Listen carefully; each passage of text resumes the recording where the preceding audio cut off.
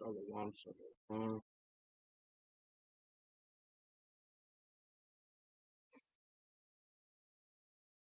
Get everything set up.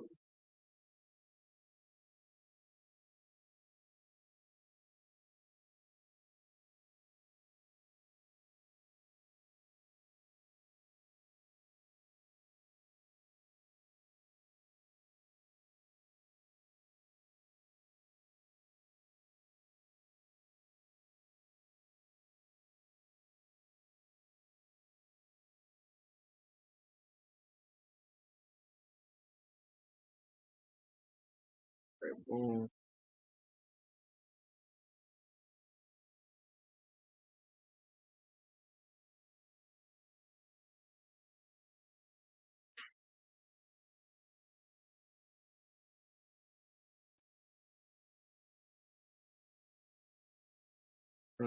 Some more cut in here.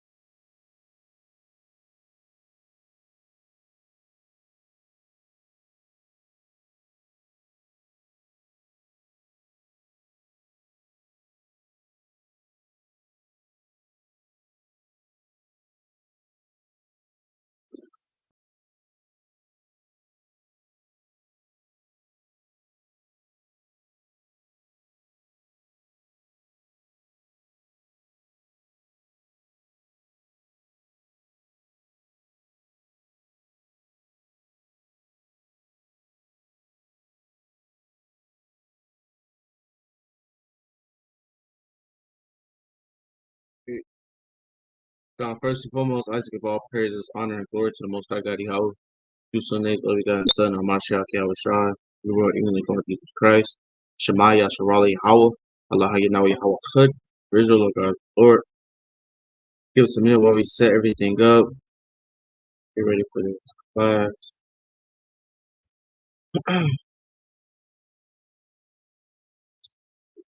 One,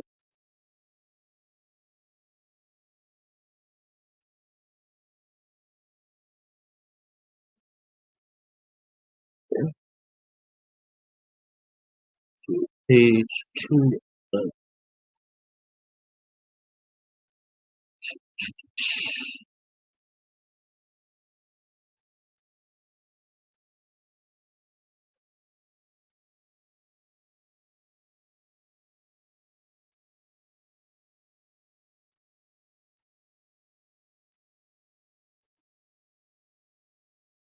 All right.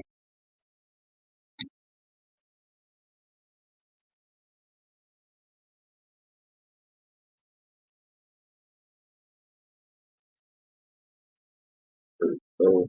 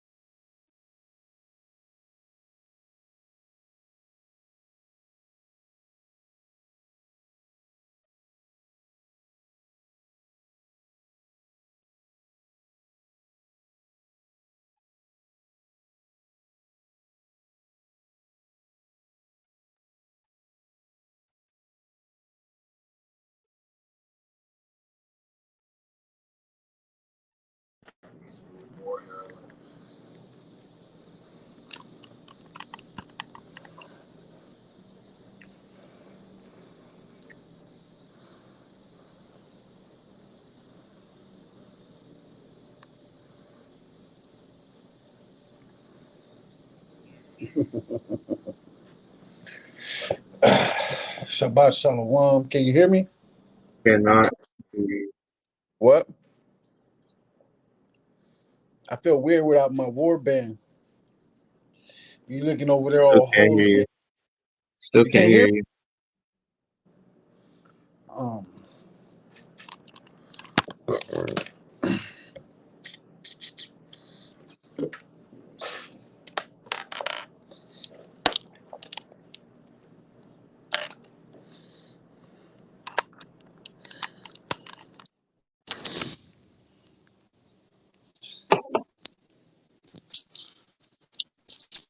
can you hear me now?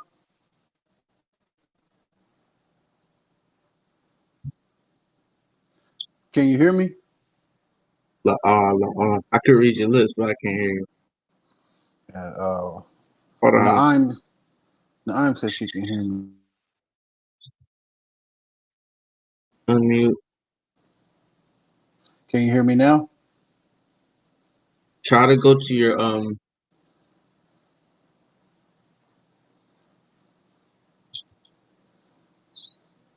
to, gotta find some way to find something.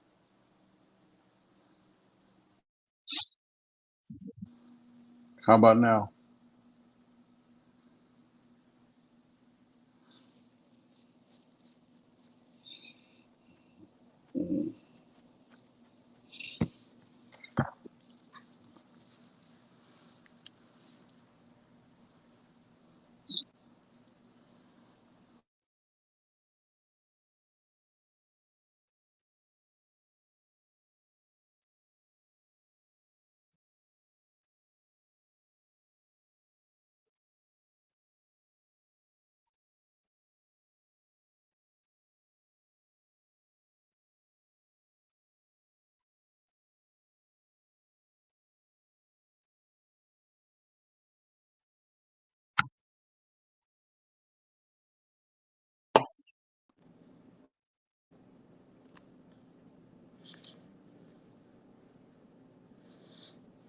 I can't hear you though.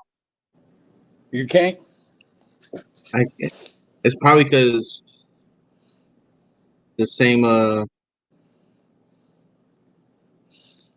Well, count. let me see. Hey, everybody put a one in the chat if you can hear us. If you can hear the both of us. Because if they can hear the both of us, I can hear you though. I can hear you. Can you hear me? You can just read my lips, huh? I can't hear you. I can't hear Yeah. you. Can you hear me? Yeah. No, I can't hear you. Hold on, let me try to find some. Let me. Okay, hold on. Let me fix something. Here, let me All try. right.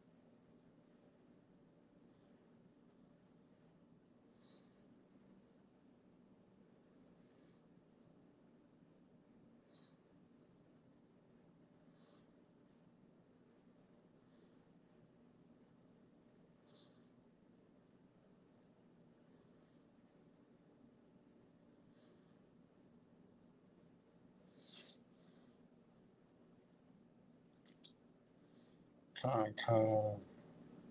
If y'all can hear me now, put a 1 in the chat, and we'll just wait until Zanak or y'all get back on, and I'll just start.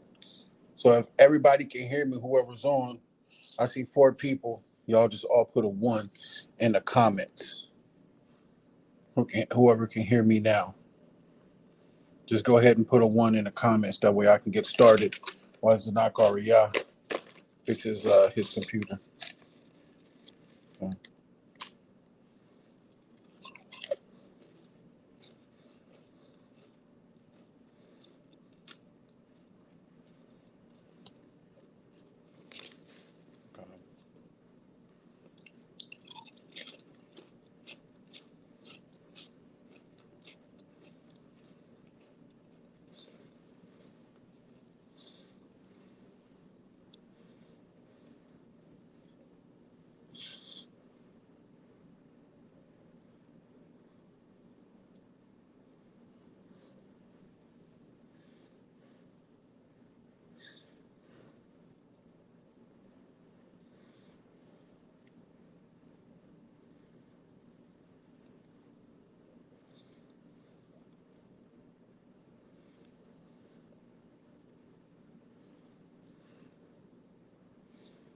All right, that's not everybody. If y'all can all hear me, just put a 1.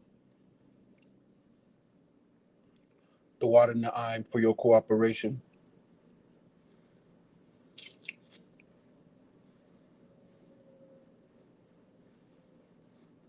So Zanak Arya, if you're responding on that end and you can hear me, because it's coming up with my name, Officer Maricot.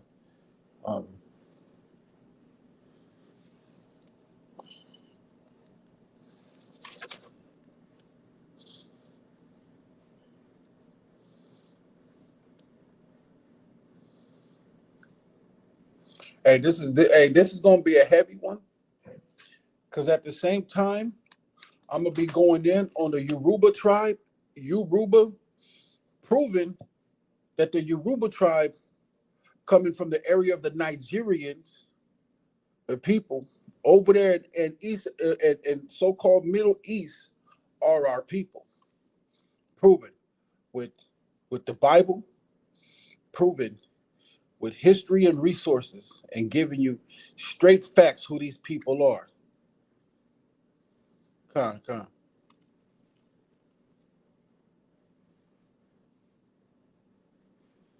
All right. So that's what I'm gonna do. I mean, that's what we're gonna do. We're gonna prove and go through some prophecies, because we're right now in the Torah portions. We're also going to be going to the book of Proverbs as well, and we're also going to be in the book of Wisdom of Solomon. All right.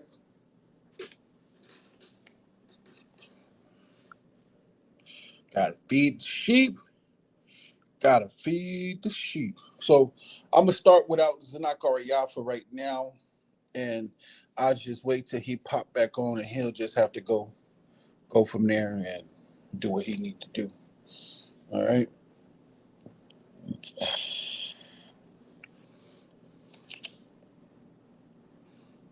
Hold on. Excuse me for a second.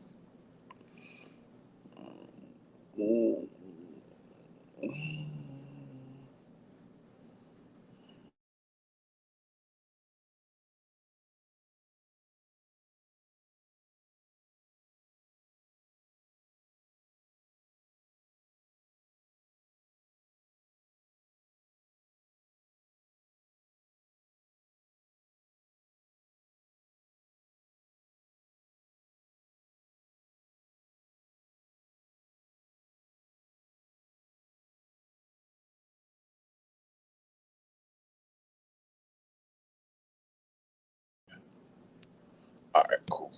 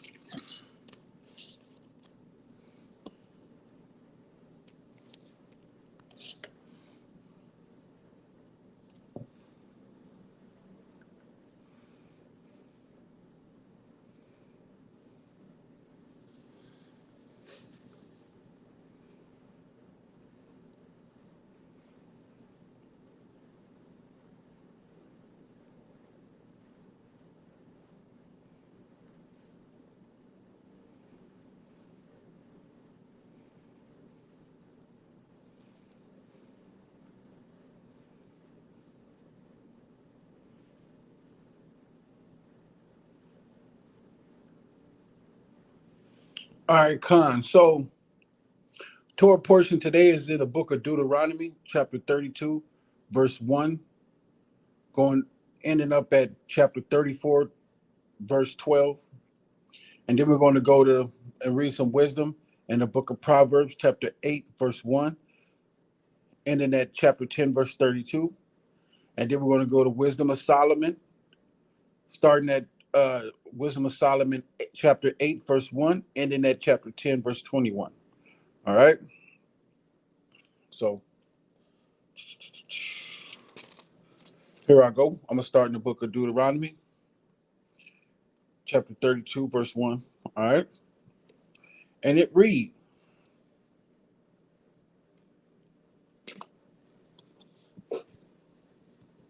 hold on, the bond saluted in. I'm going to salute in myself.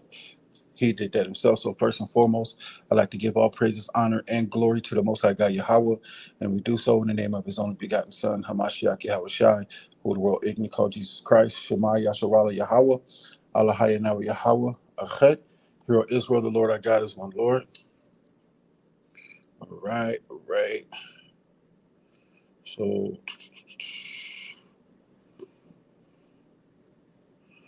gotta get my blue letter Bible out because that's what we're gonna be in.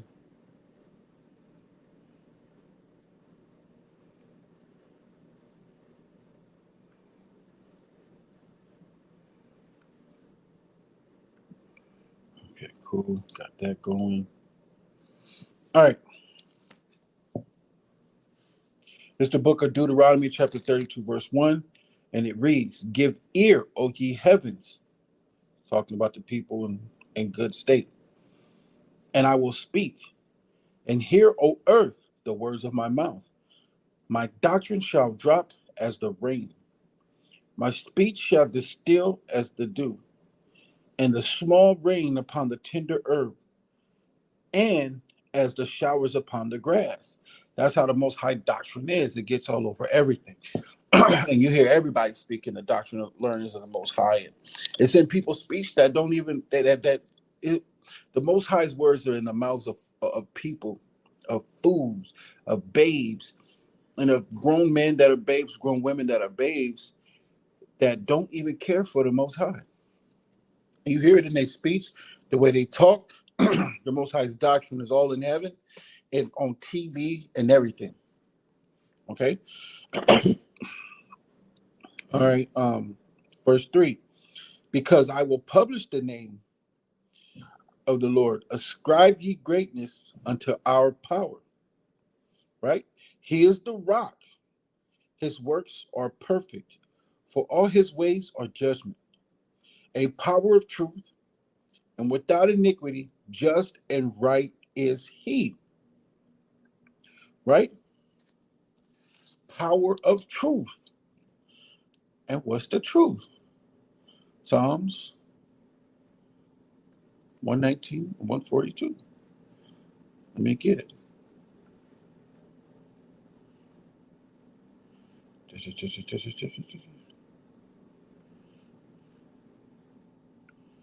Psalm chapter 119 and 142. Thy righteousness is an everlasting righteousness, and thy law is the truth. Right? Deuteronomy 32 and 4 says, He is our rock, his work is perfect, all his ways are judgment, a power of truth. Right? He is the law, the Most High is the law. He is the power of truth. The truth is more powerful than a lie.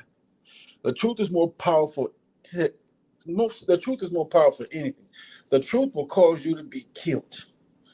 The truth will cause you to be thrown in jail for nothing, for telling the truth. Right? A power of truth, and without iniquity, just and right is he. Right? They have corrupted themselves. Their spot is not the spot of his children. They are a perverse and crooked nation. It's talking about us. All right? Do ye thus requite the Lord? Oh, foolish people, how you gonna pay the Most High back? It's impossible. We ain't got that power. Do you requite the Lord, O foolish people, and unwise? Is not he thy father that hath bought thee? Hath he not made thee and established thee? Right? What is a foolish people? Right? A foolish people. I get that. First Samuel's. Right? Book of First Samuel. Let me get there. Chapter 13 and verse 13. And it reads, And Samuel said unto Saul, Thou hast done foolishly. Thou hast not kept the commandments of Yahweh thy power, which he commanded thee. For now would Yahweh have established thy kingdom upon Israel forever. See, he took it out of Saul's hands and put it in David, and he gave David the whole kingdom. He didn't with Saul. Most High took him because Saul didn't listen. Saul didn't kill all those Edomites like he was supposed to. If Saul would have killed all the Edomites like he was supposed to, we wouldn't be dealing with them today.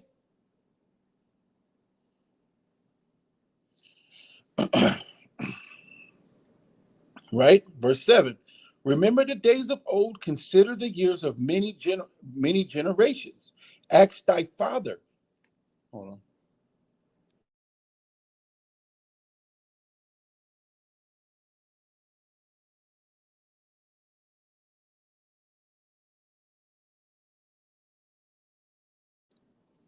I had a hakalugi. I didn't want y'all to hear that.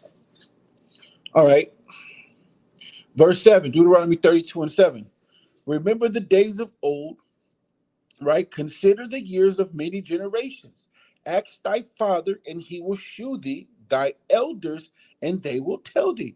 You can also go to Jeremiah 6 and 16, says the same thing.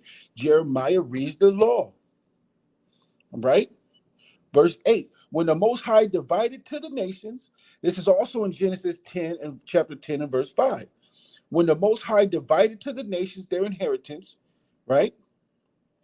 When he separated the sons of Adam, he set the bounds of the people according to the number of the children of Israel. Again, he set the bounds of the people, the heathen nation, according to the number of the children of Israel. The boundaries, right? For Yahweh portion is his people. Jacob is the lot of his inheritance. For Yahweh's portion is his people. Right? Let's prove all things, man.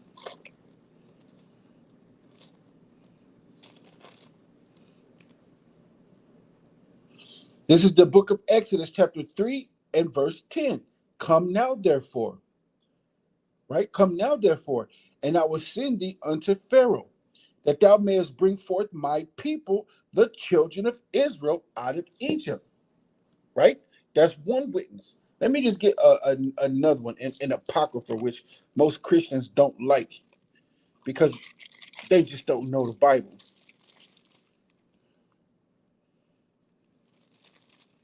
Let me get this.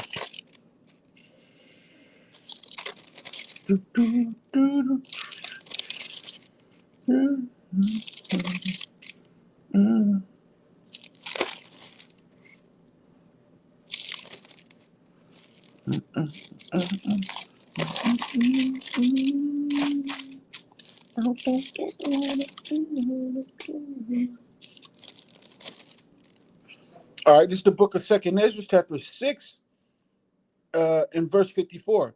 And after these, Adam also, whom thou madest Lord of all thy creatures, of him come we all, and the people also whom thou hast chosen. All this have I spoken before thee. Hold on. All this have I spoken before thee, O Lord, because thou madest the world for our sakes. As for the other people which also come of Adam, thou hast said, they are nothing, but be like unto spittle, and hast likened the abundance of them unto a drop that falleth from a vessel, which is the same thing he said in Isaiah. Have like the abundance of them that falleth from a vessel.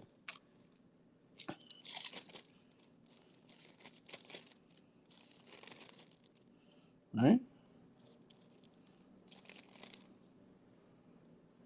This is the book of Isaiah, chapter 40 and verse 15.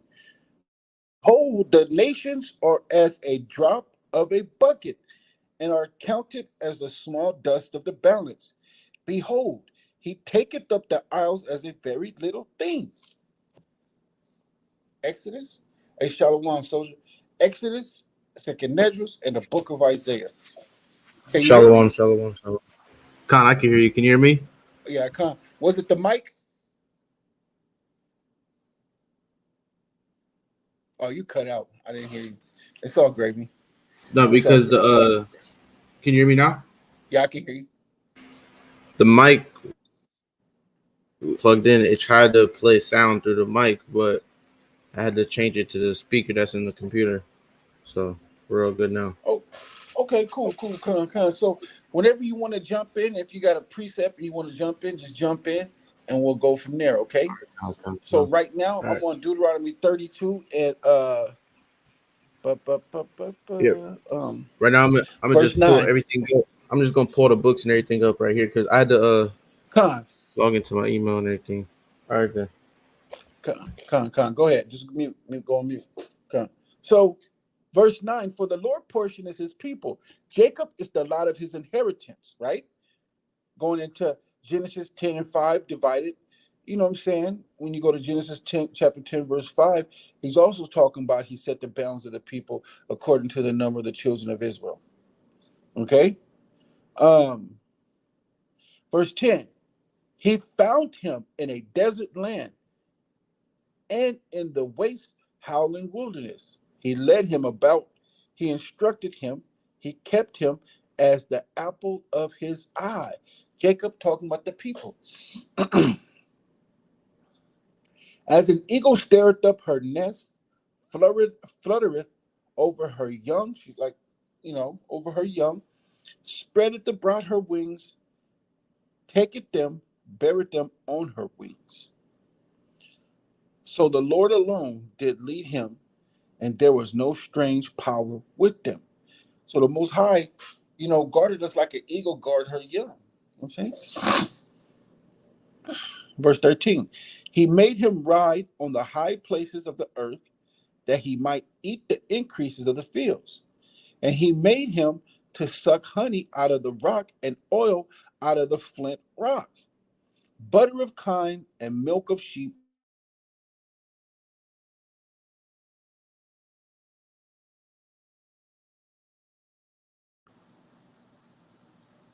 So somebody called.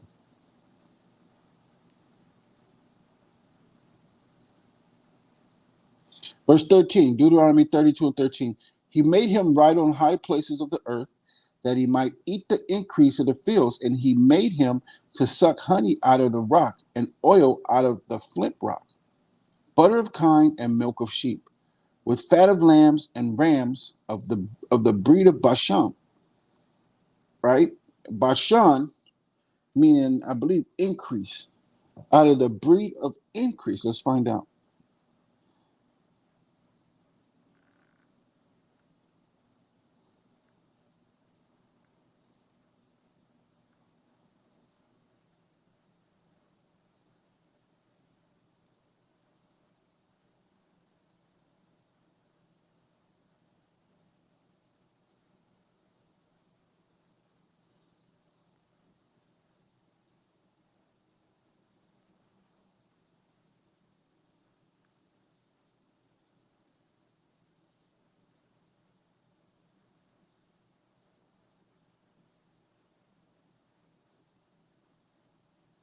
Bashan means fruitful.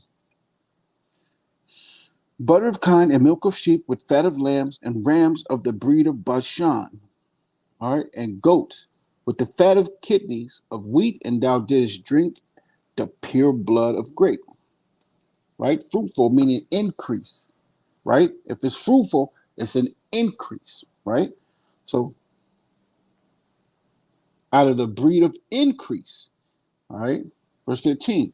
But Jeshurun, meaning Jerusalem, waxed fat, mean rich. We got really rich off the land, off the cattle, off the vineyards, off of everything that you can turn into something we sold, and we waxed rich. Verse 15, but thou Jeshurun waxed fat and kicked. Thou art waxen fat, thou art grown thick, thou art covered with fatness.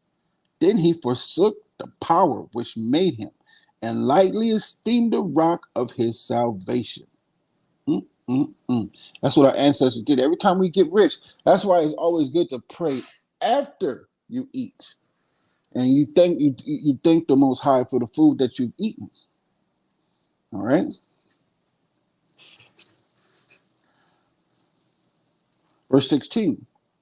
They provoked him to jealousy with strange gods. With abominations provoked they him to anger.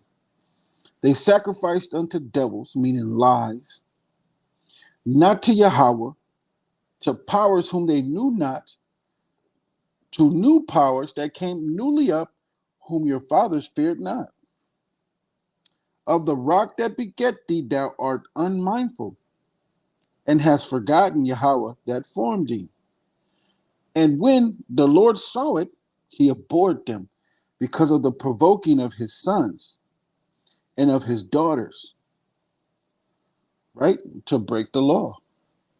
It was what they was doing caused the young ones to break the law, right? And he said, I will hide my face from them. I will seek what their end shall be, for they are very forward generation, children in whom is no faith.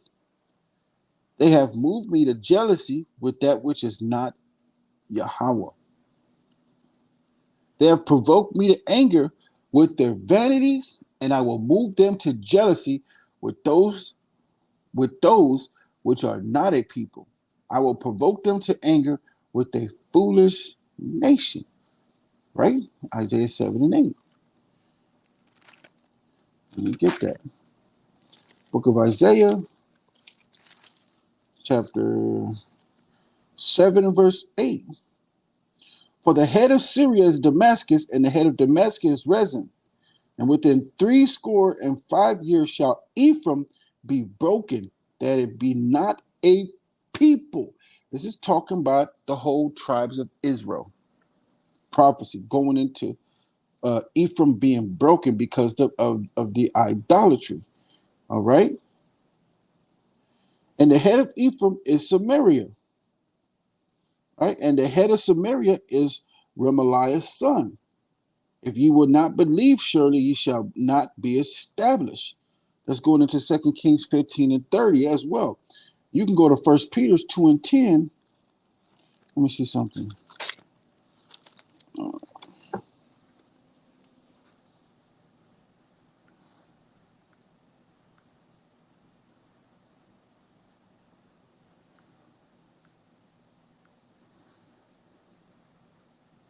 Here's First Peter chapter 2. What verse you at in Deuteronomy? Deuteronomy. Deuteronomy 21. Deuteronomy 32 and 21. I'm just going on who this is talking about in 21.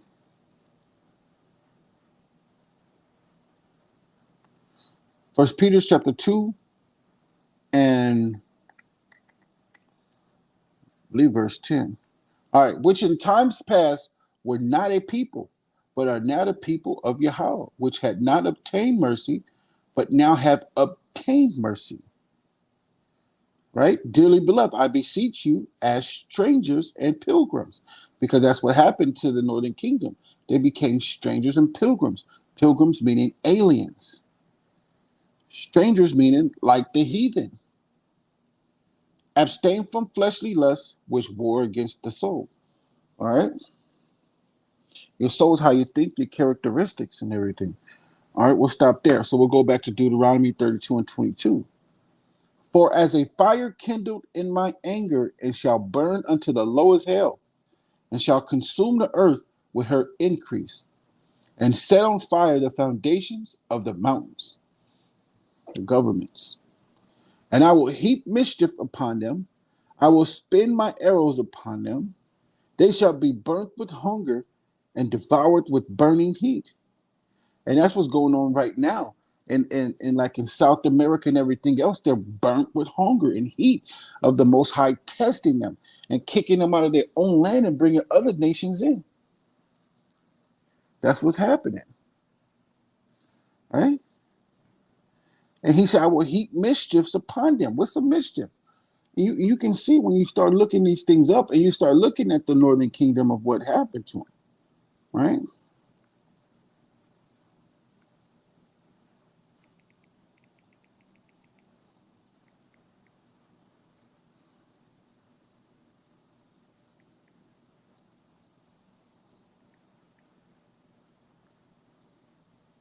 Mischief, playful misbehavior or troublemaking, especially in children. What happened was going on in you got the cartel where the government rounded up all the gangsters. I forgot who it was. Do you remember who that was or not? Where all the gangsters were rounded up, playful mischief. The gangs and stuff that are out there in South America were rounded up and put in prisons. Playful mischiefs, right? That's what the Most High said he was going to do. I think that was Venezuela. I think. I believe so. Venezuela. Venezuela, that's Zebulon. All right. Tribe of Zebulon. Right? I will heap, verse 23, I will heap mischiefs upon them. I will spin my arrows upon them. They shall be burnt with hunger and devoured with burning heat. They're going to be tested all around. And with bitter destruction, I will also send the teeth of beasts upon them with the poison of serpents of the dust. That dust is confusion. And the serpents is the so-called white man being over there. And his arrows and his mischiefs and everything else. Verse 25, the sword without and terror within shall destroy both the young man and the virgin, the suckling also with the man of gray hairs. I said, I will scatter them into corners. I will make the remembrance of them to cease from among men. Everybody forgot that was the northern kingdom. And that's what we're going to do. We're going to go over in the next chapter of the northern kingdom, Ephraim being referenced as Yoruba, not referenced, but is the tribe of, well, you got the island of Aruba that's up there in South America, which the American Indians over there in Aruba, right, meaning in Latin in Indios, meaning servant, and the Yoruba, the West Africans as Afrik people, are Jews called the Imino Yaquin, which is a tribe of Joseph that are over there in East Africa, the Nigerians. Not all the Nigerians, but a good amount, being the tribe of Ephraim. So, and I'm gonna prove that because there's a lot of people around here going around saying Yoruba are not the Nigerians and the Nigerians are not our people. That is a lie. You got to be able to prove all things. You can't just tell people that and bring up a one scrubby precept to say that that's not our people. All right. So I'll finish. Verse 26, verse 26, I said, I will scatter them to the corners. I will scatter them into the corners. I will make the remembrance of them to cease from among men. Were it not that I feared the wrath of the enemy, lest their adversaries should behave themselves strangely, and lest they should say, our hand is high, and the Lord hath not done all this. Lord ain't done all. We did that. For they are a nation void of counsel. Neither is there any understanding in them. They don't know what's going on because they don't read the scriptures to find out what's going on over there. A lot of our people, but you have a good amount of Israelites over there that know who they are, and they watch our videos and all the other camp videos as well.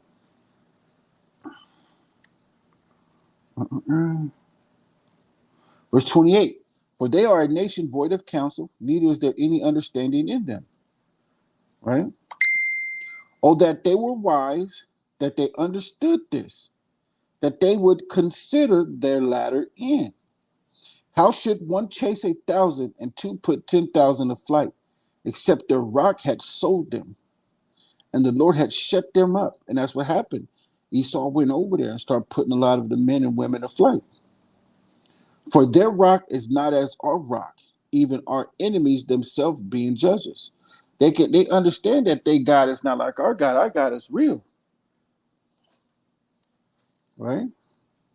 For their vine is of the vine of Sodom and of the fields of Gomorrah.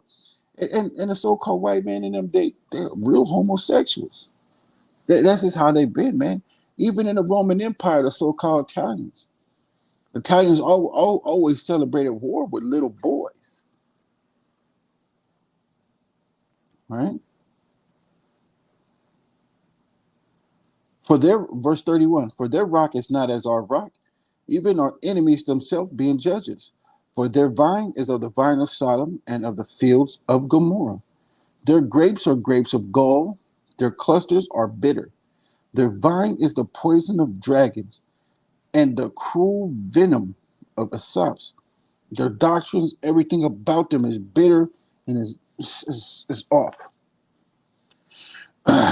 To me belongeth vengeance and recompense. Their foot shall slide in due time. For the day of their calamity is at hand, and the thing shall come upon them. Make haste.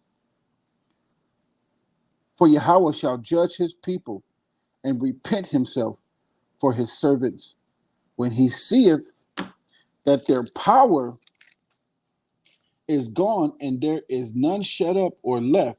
And he shall say, where are their gods? Where are their powers? Their rock in whom they trusted.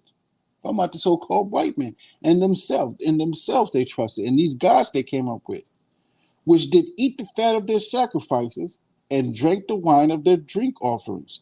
Let them rise up and help you and be your protection. Those little idolatry things that they put on the desk that couldn't do nothing but breathe or do nothing, that's what they did. That was their power, right? Let them rise up and help you and be your protection. Verse 39, see now that I, even I, he, and there is no power with me, I kill and I make alive. I wound and I heal. So I'm sorry. I looked at somebody keep hitting.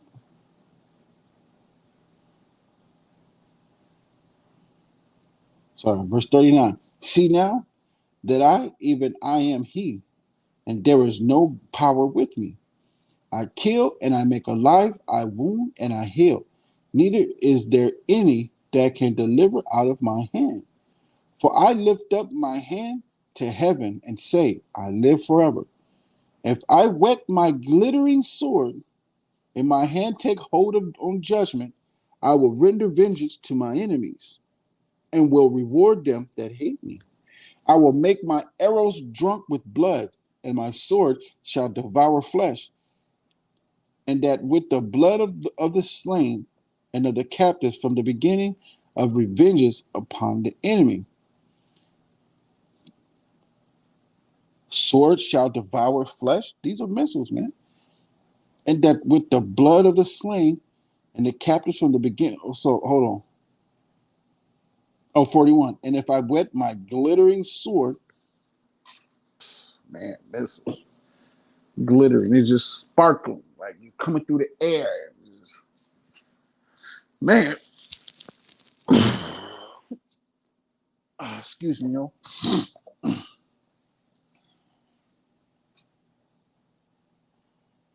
All right, verse 32. I mean 40, verse 43. Rejoice, O ye nations, with his people, for he will avenge the blood of his servants, and will render vengeance to his adversaries, and will be merciful unto his land and to his people. The Most High said, yeah, all you nations that live around us and take advantage of us, and our people and our women, he got you. He gonna get you. Right? Verse 44, and Moses came and spake all the words of this song in the ears of the people. And he and Hoshea, the son of Nun, and Moses made an end of speaking all these words to all Israel. And he said unto them, set your hearts unto all the words which I testify among you this day, which ye shall command your children to observe to do all the words of this law. Let me go somewhere real quick. Let me go to James 1 and 25. Because that's what I was thinking about right now when I read that. James chapter 1, verse 25. And it reads, but whoso looketh into the perfect law of liberty and continueth therein, he being not a forgetful hearer, but a doer of the work, this man shall be blessed in his deed. If any man among you seem to be religious and burleth not his tongue, right? Don't stop yourself from speaking this truth, but deceiveth his own heart, this man's religion is in vain. Pure religion and undefiled before Yahweh and the Father is this, to visit the fatherless and widows in their affliction, and to keep himself unspotted from the world. Don't be a forgetful hearer. Keep yourself unspotted from the world. Protect the widow, the fatherless, and the widows, the fatherless, to visit the fatherless and the widows in their affliction. Yep. The fatherless and the widows in their affliction. Fatherless are the children whose fathers are dead and gone. Okay? Those are the fatherless. All right, here I go. Let me get back to where I was. I'm over here.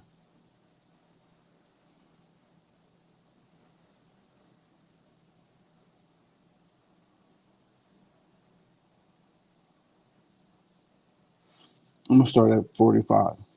And Moses made an end of speaking all these words to all Israel. And he said unto them, set your hearts unto all the words which I testify among you this day. That's why I went to James 1 and 25. When he said, set your hearts unto all the words which I testify among you this day. Don't be a forgetful hearer. Remember what we say. Don't be a forgetful hearer. Right? Which ye shall command your children to observe to do all the words of this law. Command your children to do all the words of this law. Let them know how important it is to keep the law. Show them that by not keeping the law and not having moral, civil, dietary, and ceremonial laws, that we fall. And by us going by the customs of other people, we fall. By following after other people and not honoring thy mother and thy father, we fall. And the Most High would do that. The Most High said, if you strike thy mother, he's going to put your ass to death. If you strike your mother and your father, the Most High is going to put you to death. He's going to remove you from your father and your mother. Right? And in verse 45, and Moses made an end of speaking all these words to all Israel. And he said unto them, set your hearts unto all the words which I testify among you this day, which ye shall command your children to observe to do all the words of this law. For it is not a vain thing for you, because it is your life. And through this thing ye shall prolong your days in the land whither you go over Jordan to possess it. Right? This is supposed to be our life right here. These laws, statutes, and commandments and judgments. Right? Verse 48. And Yahweh thy power, right? And the angel of the Lord spake unto Moses that self same day, saying, right? Get thee up into this mountain, Abram, unto Mount Nebo, which is in the land of Moab, that is over against Jericho, and behold, the land of Canaan, which I give unto the children of Israel for a possession, and die in the mount, whither thou goest up, and be gathered unto thy people, as Aaron thy brother died in Mount Hor, and was gathered unto his people, because ye trespassed against me among the children of Israel, at the waters of Meribah, Kadesh, in the wilderness of Zin, because ye sanctified me not in the midst of the children of Israel, that thou shalt see the land before thee, But thou shalt not go thither unto the land which I give to the children of Israel. So when he said, because ye sanctified me not, he didn't give all praises and honor and glory to the Most High God. Yahweh separated Yahweh from him to say, now I didn't do this. Yahweh did this. Watch this. This is what Yahweh is doing for y'all. Boom! And hit that rock. He didn't give all praises, honor, and glory to the Most High God, Yahweh. And that's what happened. So, call Al-Shirah, Debar Yahweh, Anaya Shai, Wanashemai. All that Yahweh said, what we doing here. So now we're about to go into some things where we're going to start going into the Yoruba and Yoruba tribe, right? Yoruba, American Indians, in Latin, Indios in the Latin meaning servant, right? In the West Africa, the Afrik people, the Jews that are called the Emo Yalquim, all right? Ultimately talking about the tribe of Joseph. And Joseph represents Ephraim and Manasseh, all right?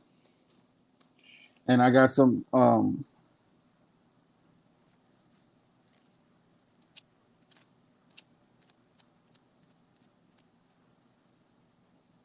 on real quick.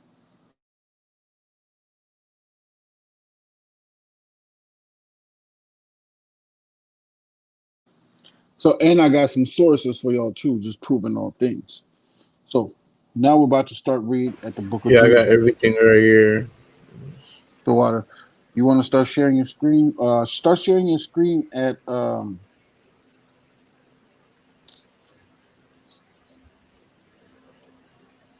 she. I got verse 10. Well, no. At verse 12. No, 13. Yeah, you can start showing at 13. Our Deuteronomy 33 and verse 1. And this is the blessing wherewith Moses, the man of Yahweh, blessed the children of Israel before his death. And he said, the Lord came from Sinai and rose up from Seir unto them. He shined forth from Mount Paran, and he came with 10,000s of saints. From his right hand went a fiery law from them. Yea, he loved the people. All his saints are in thy hand. And they sat down at thy feet. Every one shall receive of thy words. Moses commanded us a law, even the inheritance of the congregation of Yahweh, Jacob, whose name was changed to Israel. And he was king in Jeshurun, meaning Jerusalem, when the heads of the people and the tribes of Israel were gathered together.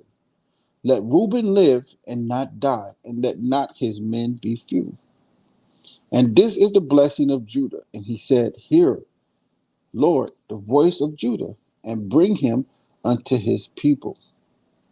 Let his hands be sufficient for him, and be thou an help to him from the enemies. Like we're on the neck of our enemies right now. And of Levi, he said, let thy Thummim and thy Urim be thy holy one. The Urim and Thummim, it's like a crystal ball. It's like the light glisten off of it, and you can just, hear the voice of the Most High or his angels. Verse 8. And of Levi, he said, let thy Thummim and thy Urim be with thy holy one, whom thou didst prove at Massa, and with whom thou didst strive at the waters of Meribah. Who said unto his father and to his mother, I have not seen him, neither did he acknowledge his brethren, nor knew his own children, for they have observed thy word and kept thy covenant. They shall teach Jacob thy judgments, talking about Levi still, and Israel thy law. They shall put incense before thee and whole burnt sacrifices upon thine altar.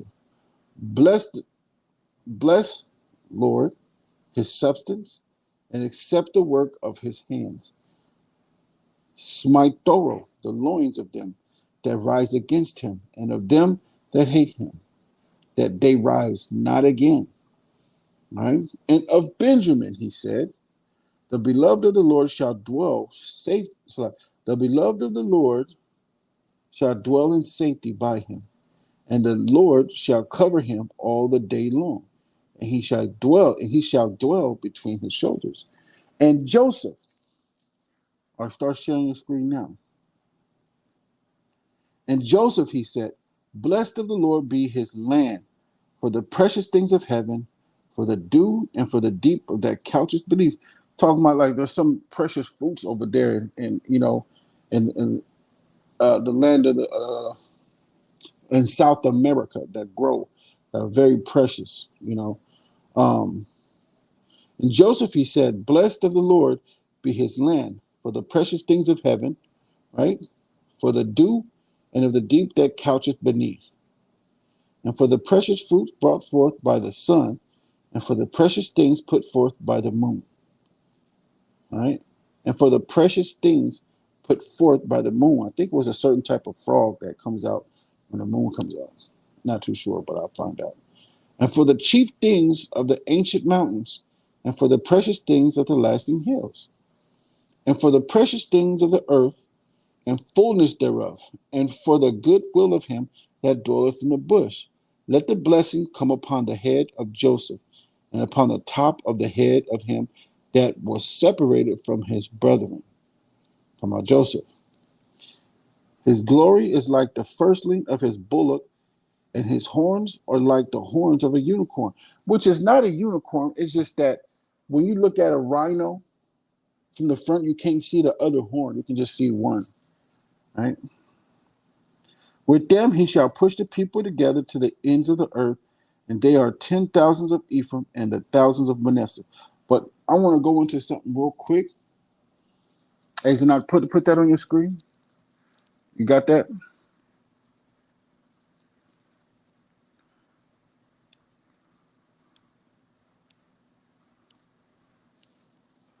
me turn to the side so I can see it.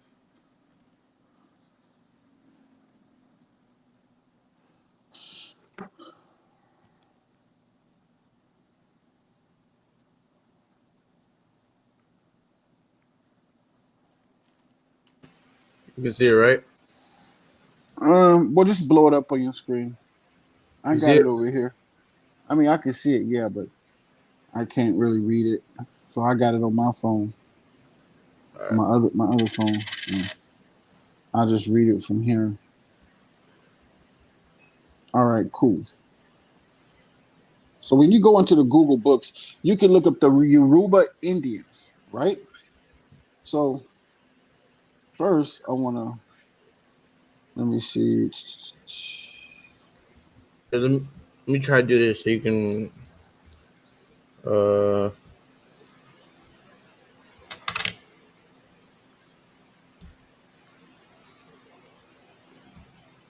how about now? Can you see it? Real good. Yeah, blow up the screen. Oh, Oh, you did, huh?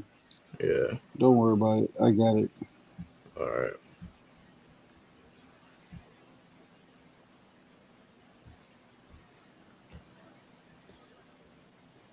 Did I go to the Caribbean islands called Aruba, right? And go to the maps. You want me to do that? Yeah, Go to the what? the Caribbean islands called Aruba.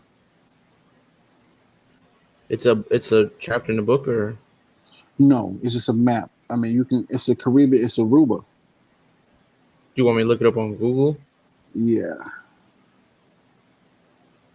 but like, don't put it on the screen. But pull it up. So I'm gonna need that next. Don't put it on the screen. Yeah, don't put it on the screen yet. Just keep it in the Google in the separate. Oh, it's gonna show this. Okay, don't worry about it right now. Sorry about that. I usually do stuff on it when I'm over there where it doesn't. But don't worry about it. All right. All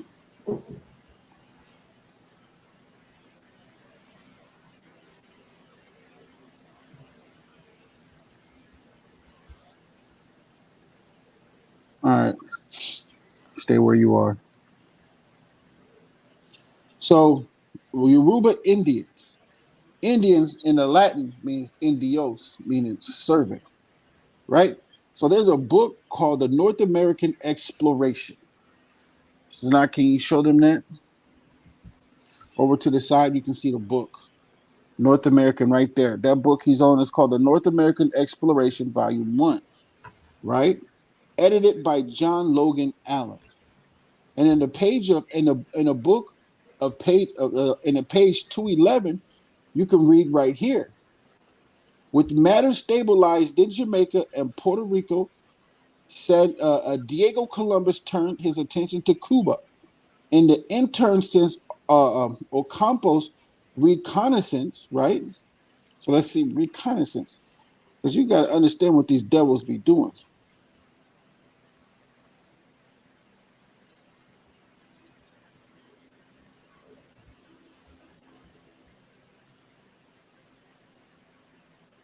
Reconnaissance means military observation of a region to locate an enemy or a certain strategic features.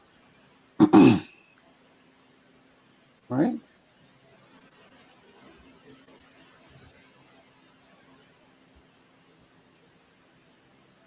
Let me go back over here.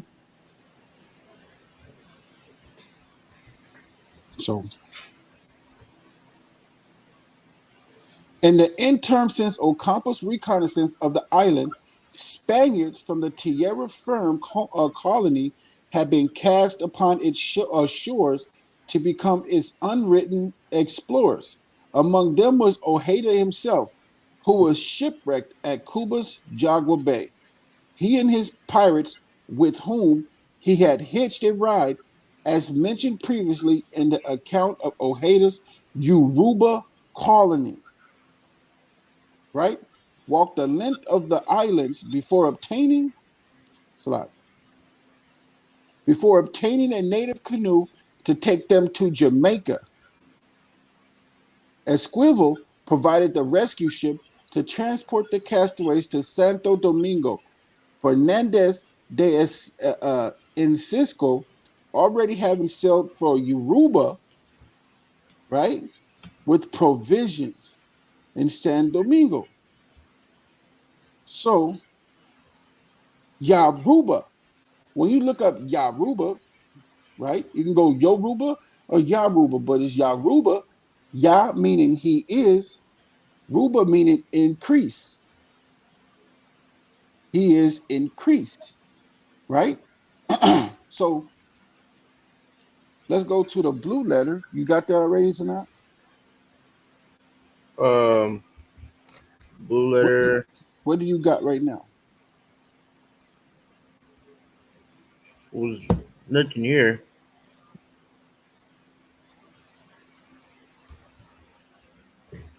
Okay, I got you. Just go to Genesis 48. Genesis 48. Genesis 48. We'll just look it up in the blue there. We'll look it up in the blue letter. Oh, 48:13? Yeah, 48 and 13. Genesis 48 and 13. And we can just look it up from there.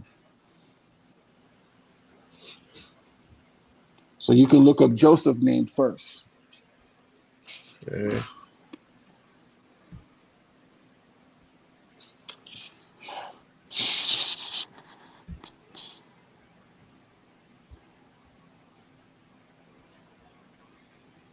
And you can always look up the Yoruba Indians.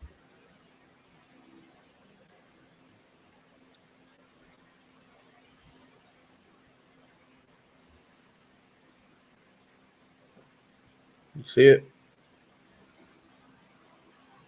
Yeah.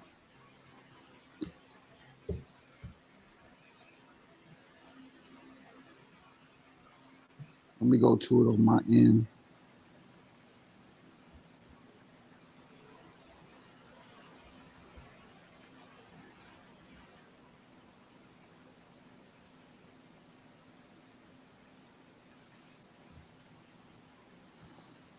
So Joseph in the Hebrew, right? Meaning Jehovah has added. And what is added? It means increase, right? You can also go to H3131 if you want to. You can look it up that way.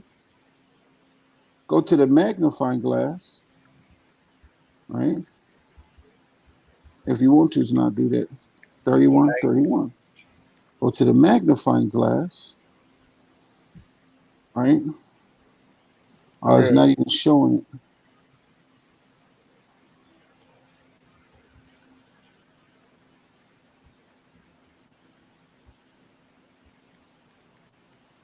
Is it showing it on your end?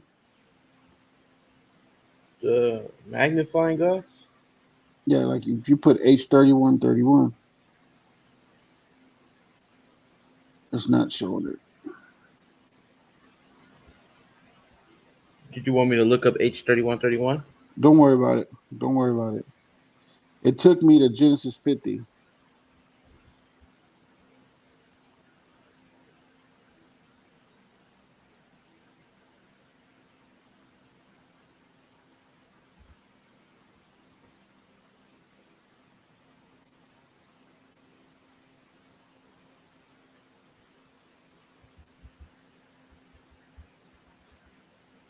But yeah, Joseph mean Yahweh has added. Joseph mean he increased. He has added. He added. He's the eldest son of Jacob and Rachel. Rachel's eldest son, right? So he added. Added meaning increase, right? So let's go to the look up the map real quick of Yoruba because we're not done. We already found the book as a resource showing you the Yoruba, right? Over above. Let me see. Let me get it. How do you spell Yoruba? You can spell it different ways. You can spell it Uruba or Aruba. A You R. are No, you can spell Aruba, which the island is called Aruba. A what? Aruba. Aruba. Yeah, Aruba. Aruba is an island in the Caribbean Sea.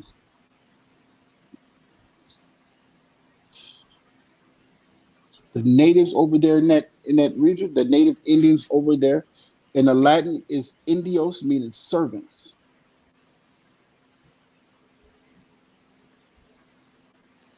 which you should be able to see Aruba right there to your right.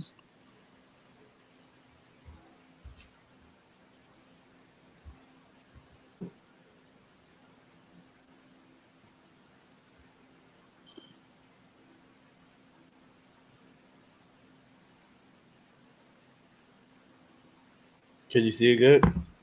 Yeah, I got to put it up on my phone anyways.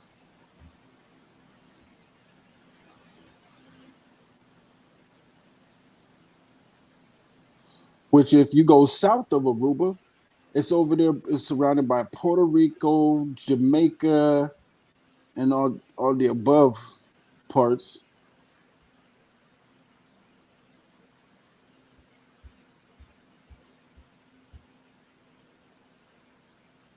Let me see.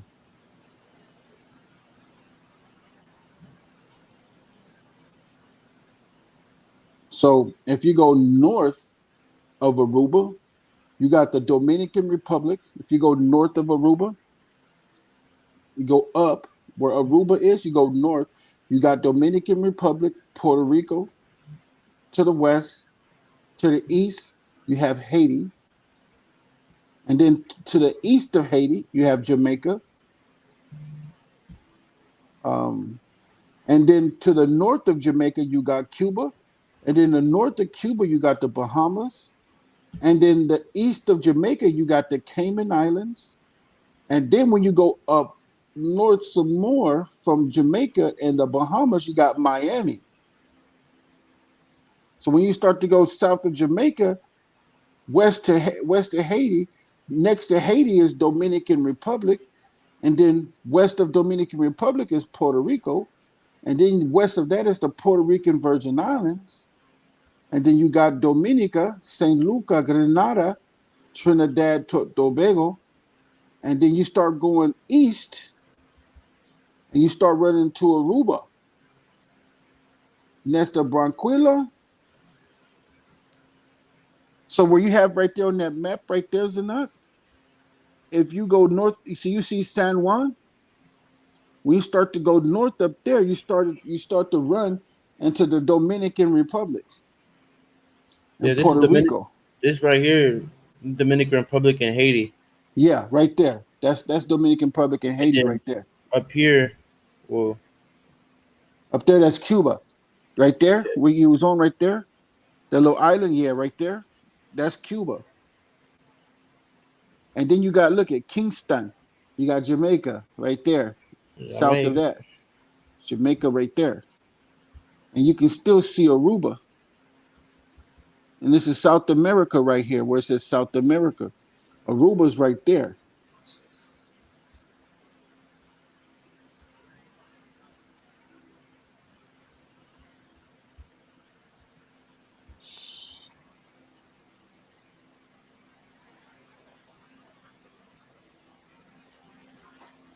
Aruba meaning to increase, right?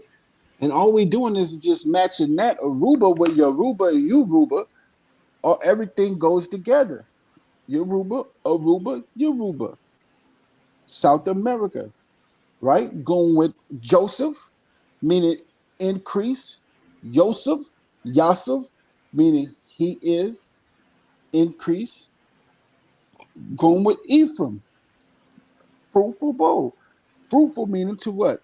Increase, right? But we're not going to stop there. We're going to go to another. We we went to a source, which was the book, and the book was called the. Let me go to my notes. The North American Exploration by John Logan Allen. You can go to that book. That is a source to page 211. We went to the map showing you Aruba, gave you the meaning of Aruba, right? And now we're going to go into the book of Timbuktu, right? Babylon to Timbuktu to page 131, showing you scholars talking about the Yoruba tribe, right? But he was calling them West Africans, the Afrik people. Jews called the Imo Yaquin people, the tribe of Joseph.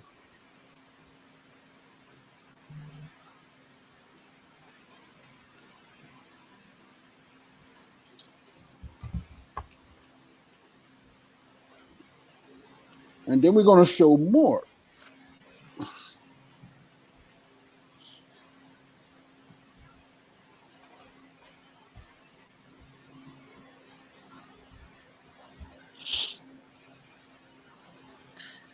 So, did you you can either show the books or not, or you can take a screenshot of because you got the book Timbuktu, and you can send it to your messenger. I can look it up right here. And Okay, that page is the same page because you got the book in front of you. So, but if you, I mean, do what you're gonna do. Just be quick about it, Baba Kisha, and we can take it from there. hmm.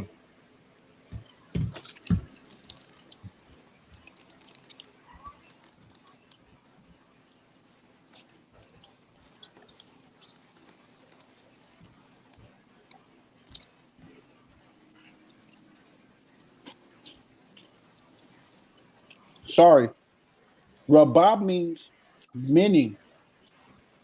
Rabah, multiply.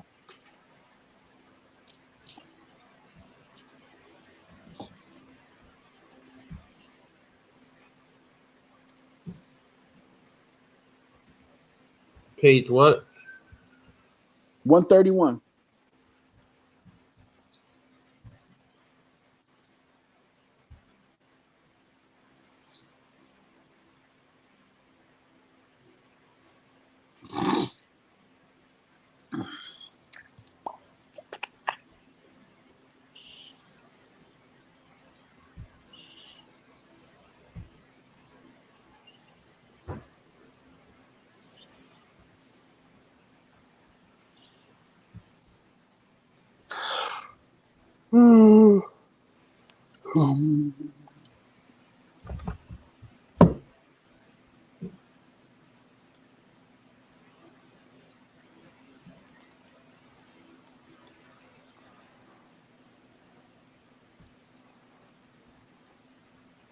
There you go. All right.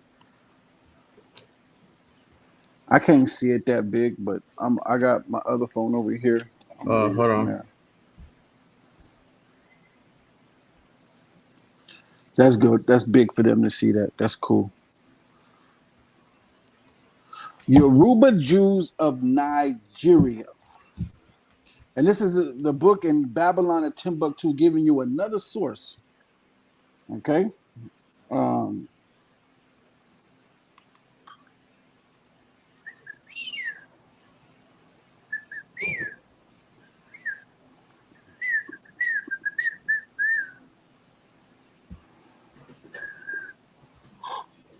man, excuse me.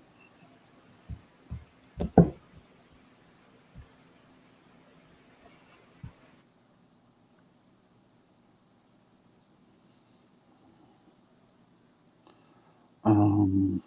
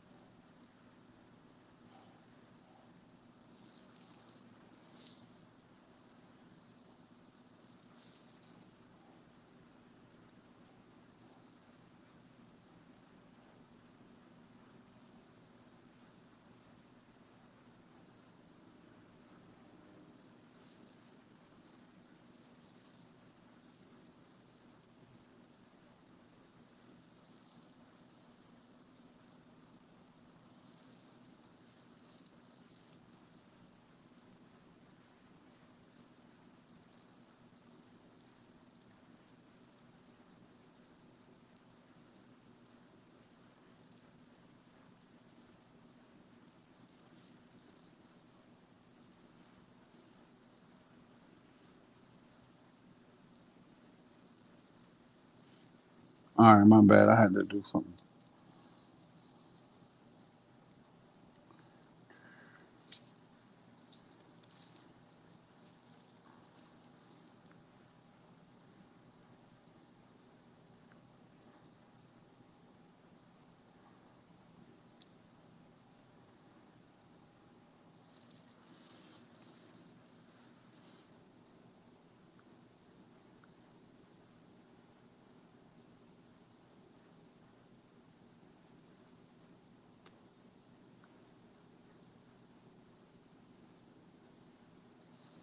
Hold on.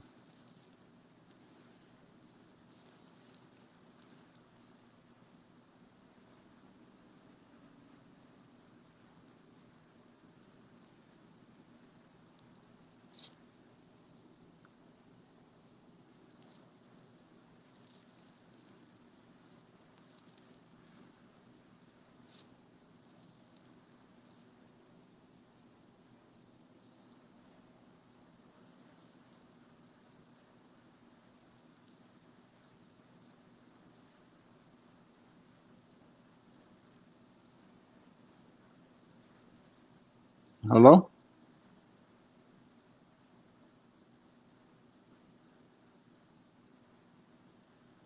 Did you click on a link or something, Sanak?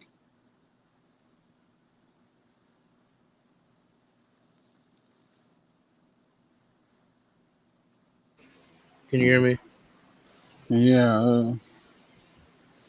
I It was just all of a sudden. I was all of a sudden in whatever clubhouse for some reason. All right, cool. I'm back. I posted something in the group. Did you get it? In the I logged messenger. into my email, so I don't have my Facebook on here. Okay. That's why I pulled it up.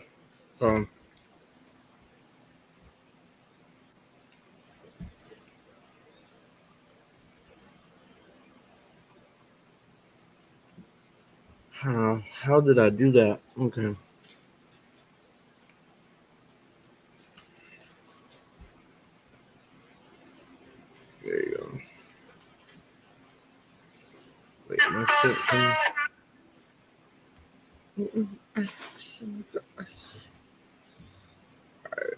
Now, what did I do?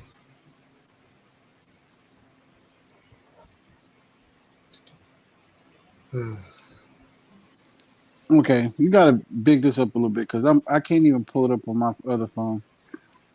Well, can you not see it right here? It's right here on my screen. Yeah, I see it a little bit. I'm gonna try my best to read it. And let me see the title.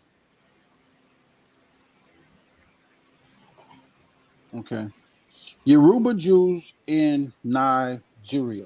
You got Aruba, you got Yoruba, but you got Yoruba. Ya meaning he is, Aruba meaning increase. Right. So Well, scroll down a little bit. I can't see. Yah, he, Ruba increased. He increased. You see it? Uh-huh. Okay. You need to scroll down a little more. Yeah, I want to see the title and the first paragraph. Right Scroll there. up. That's it. Right there. Okay.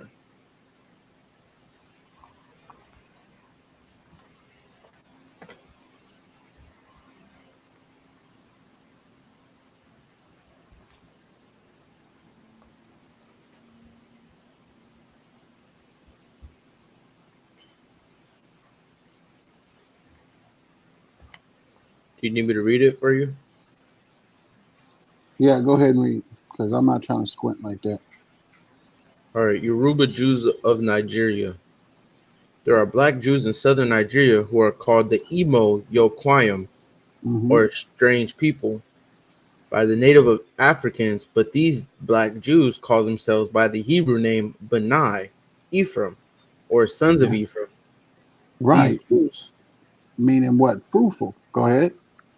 these Jews claim that their ancestors immigrated from Morocco, a fact which Gobai says is supported by their language, a mixture of Maghrebi Arabic and local Negro speech. Thus, Abu, father, has become Yaba. Mother, Hebrew, is Ima. Nevertheless, most of their language is similar to the black Yorubas around them. The Yorubas have influenced these Jews to be a great extent in their external social life. It is said that the crocodile is the scared animal for all. The customary sacrifices of the Yorubas appear to be the same for the Jews. Uh, the, assert- the assertion of the Yoruba Jews is that their ancestors were driven from locally to no, were driven from loc uh, Where you locality at? or Where you at? right here. Locality. Locality. Locality to locality by by modern by persecution. Muslim Muslim persecution. persecution. They did not find rest even when they arrived at Timbuktu. Surely the prophecy has been fulfilled. And among Mm-hmm. these nations shalt thou find no ease, neither shall the sole of thy foot have rest. But the Lord shall give thee a trembling heart, and failing of eyes, and sorrow of mind. These You can Yoruba stop there. Jews, You can gone. stop. You can stop there. So just all I want to do is go to that for another source, showing scholars talking about it, showing the Edomite scholar talking about it, showing you a map of Aruba where it is, and also in a I showed people in a source that we had in that first book how it was talking about Aruba being surrounded by these areas, and then we show you the map, and that area is surrounded by Aruba, Jamaica, Puerto Rico, Cuba, and all those areas surrounding northern South America. showing you those things and in the book, and then coming to this book showing you about the Yoruba type and the black Jews, just calling them like, how, the Jews be like, the Jews will say that we Jews, but they trying to represent the whole the whole kingdom of Israel, all 12 tribes, to say they're all Jews. And they're just giving you that in that context. But Ephraim is the northern kingdom and Judah is the southern kingdom. There's two different kingdoms right now, but it will be one stick soon. Okay? So then you can also go into who? Making another, giving people also another one. Going into Joseph, meaning he increased. Ephraim, meaning to be fruitful. And also going to Jeroboam, right? And Jeroboam in the name of, in his name, the meaning of his name, okay? Just to give you another source, give the people another source. Let me do that real quick.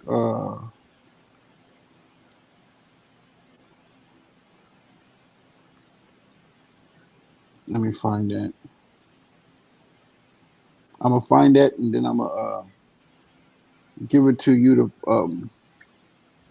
look up.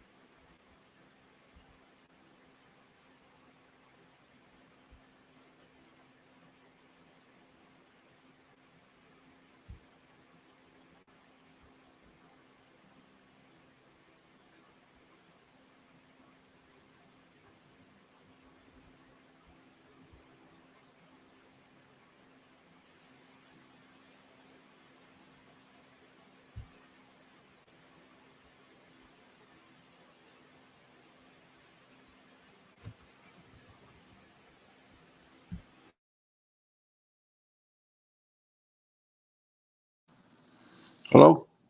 So look, and I went to the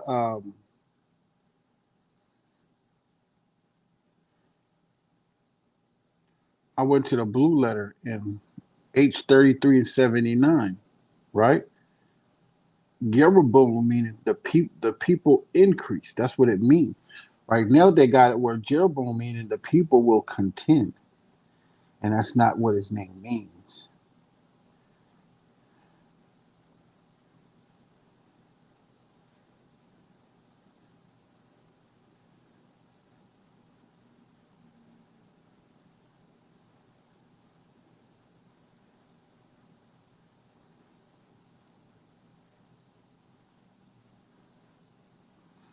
Well, when you go into the, can you hear me? Yeah, I can hear you. When you go into the Hebrew Chaldee lexicon, going down, the Hebrew Chaldee lexicon, and you can tap on the entire review, and it says, the people are many. His name, Jeroboam. For so it should, you should go there right now. For so it should be pronounced, not Jeroboam, Jeroboam, of two kings of the 10 tribes, the former of whom the son of Nebat was founder of the kingdom of Ephraim and Moscalatry. He resigned 975 to 54 BC. Scroll up, scroll down some more, go down.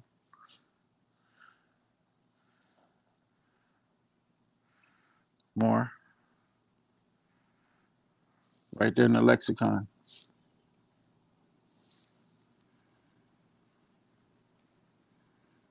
Yeah, right there. It should be. Scroll down some more. See if there's another one.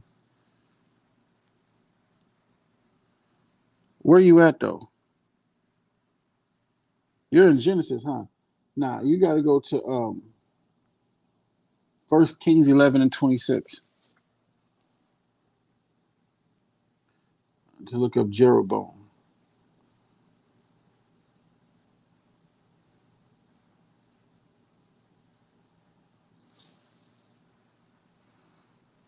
Okay. Right.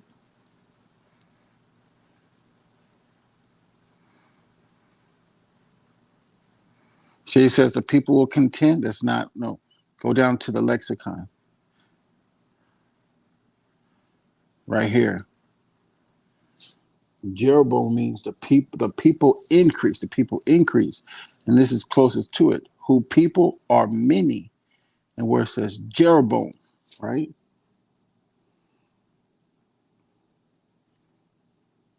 For it should be pronounced so not Yerob, not Jeroboam, but Jeroboam. But it should be Jeroboam because there's no J. But whose people are many. Jeroboam means the people increase. And whose people are many, the people increase. Showing you everything that coincides together, showing you that the Yoruba, Aruba, the native Indians in Aruba, and then going into Nigeria to the book of Timbuktu, showing you that the black Jews out there in Nigeria, the Yoruba tribe, are our people. Thus, cutting people who are saying that Nigerians are not our people and who could be doing anything that is wicked, causing people to go off. Proving it. Okay? So let's get back to the scriptures so we can finish our Torah portion, which we will go back to the book of Deuteronomy 33 and 17.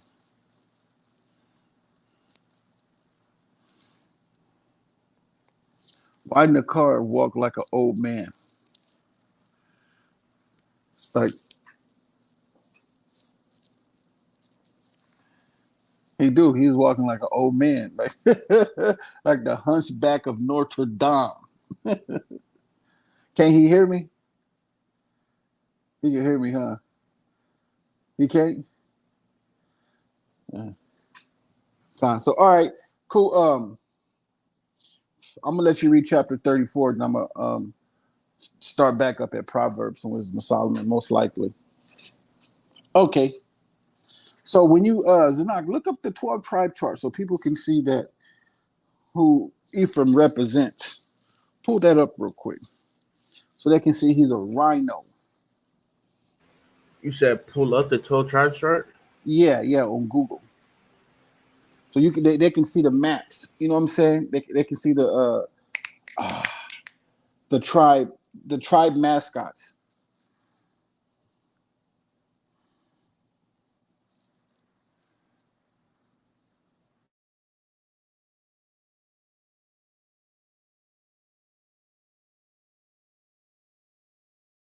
Sorry, not the 12 tribes chart, but the the mascot chart, the tribe's mascot chart.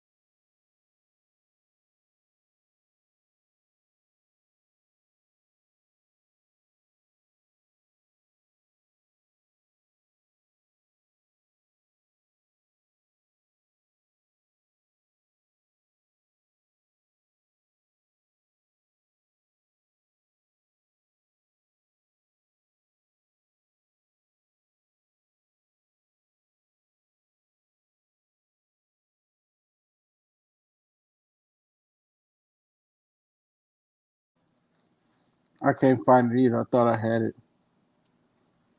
But anyway, let's just continue with the edification of the scriptures. This is the book of Deuteronomy, chapter 33 and verse 17. His glory, his glory is like the firstling of his bullock, and his horns are like the horns of unicorns. Tough. With them he shall push the people together to the ends of the earth. The 10 tribes, which went over to Timbuktu. Znak, you want to break that down? I think it's First Ezra 10.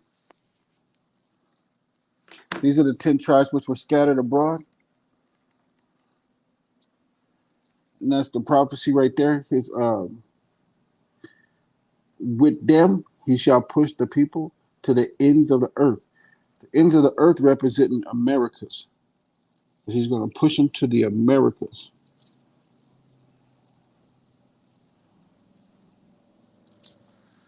You want to get that? Get that. I'm going to go pay the water bill real quick. Go ahead.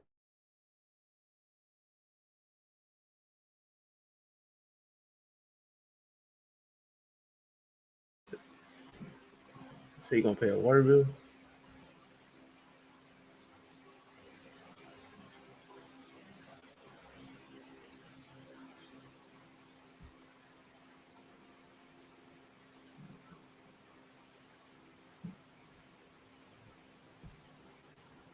Okay.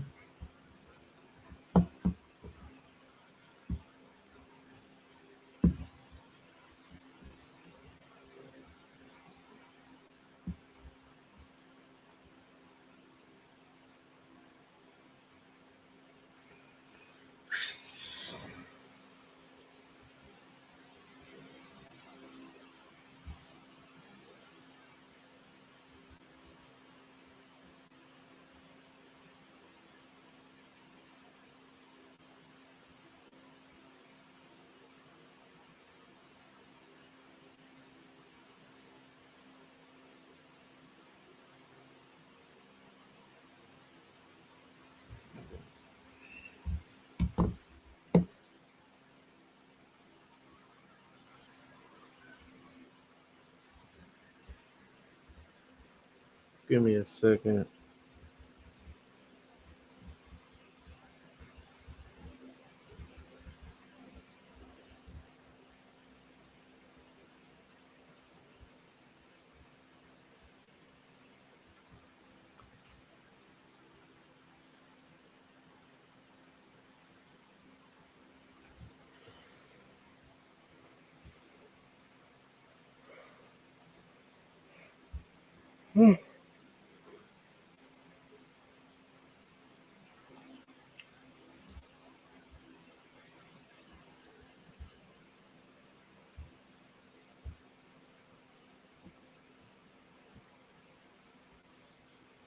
How you doing over there?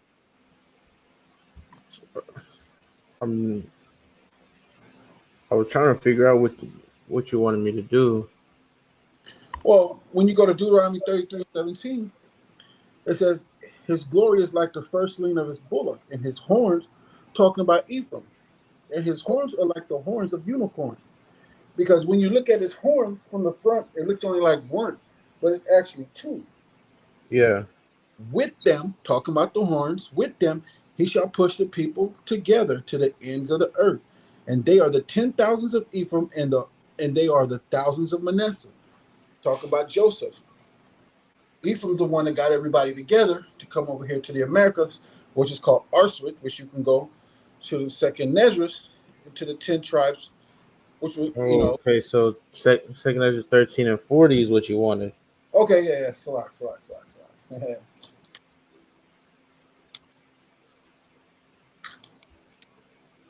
All right, this is second Ezra chapter 13, verse 40. Those are the 10 tribes which were carried away prisoners out of their own land in the time of Hosea the king, whom Salmanazar the king of Assyria had led away captive, and he carried them over the waters, and so came they into another land. All right. Yeah, Salmanazar was a good king. He gave Israel all those ships and stuff. He listened to the Most High. Go ahead. But they took this counsel amongst themselves that they would leave the multitude of the heathen and go forth into a further country where never mankind dwelt. Huh? But they might there keep their statues which they never kept in their own land. But they entered into Euphrates by the narrow places of the river. For the Most High then shewed signs for them, and held still the flood, till they were passed over. Through that country there was a great way to go, namely of a year and a half, and the same region is called Arser.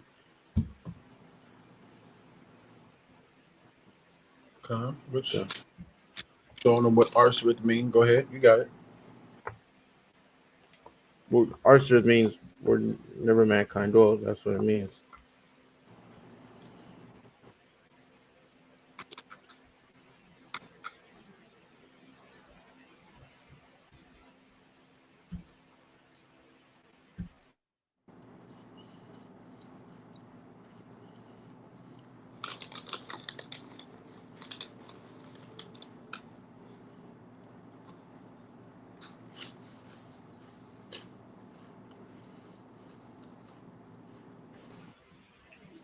God, did you need something else or? Khan, I was just listening to you to handle everything. Oh well, yeah. That's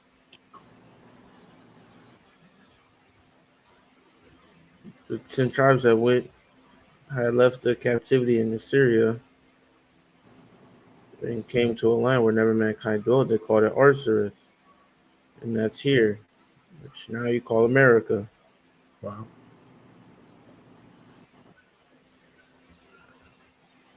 Right.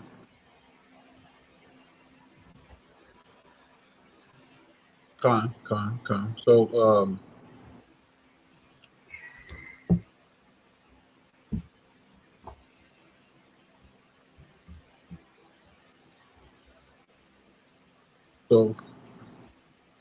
Arsarith means in the Hebrew a land where no men dwelt. Also, when you go to the Google, you can look up where's Arsarith, right? And it'll tell you in the Americas. You can look it up. And you can look up the 10 tribes, and then it'll tell you that the 10 tribes are in Americas. It'll tell you that. To the ends of the earth is America. In the Middle East, right there, we're over here in the end of the basically where it falls off the map. What they would say. All right. Deuteronomy 33 and verse 18. And Zebulon, he said, in Zebulon, he said, rejoice, Zebulon, in thy going out, and Issachar in thy tents. Now, Issachar are the so-called Mexicans, and Zebulon are the Panamanians, Guatemalans, El Salvadorians, and the people from Honduras. Okay? They shall call the people unto the mountains. There they shall offer sacrifices of righteousness, and they shall suck the abundance of the sea. and the treasures hid in the sand. So these are pyramids in Mexico right now. Call them up, and he said, verse 19, they shall call the people unto the mountains, these pyramids. There they shall offer sacrifice of righteousness, for they shall suck of the abundance of the sea. All right? It's Panama. All right, let me go back real quick. Showing you Mesoamerican pyramids. Right? Let me try to get that back so you can see it. It's real bright.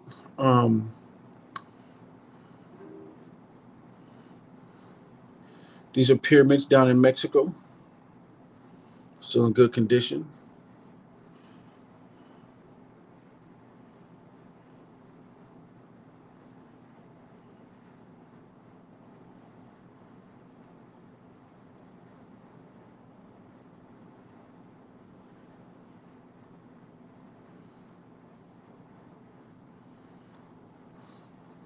Pyramids, the mountains down there in Mexico.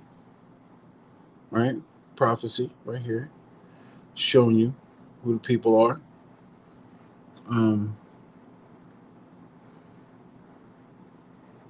Show you a couple more. Ancient Mayan pyramids. Let me show you that.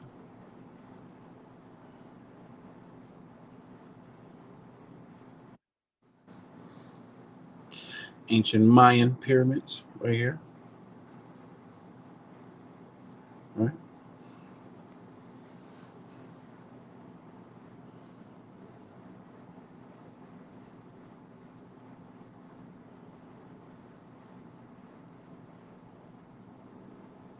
All right.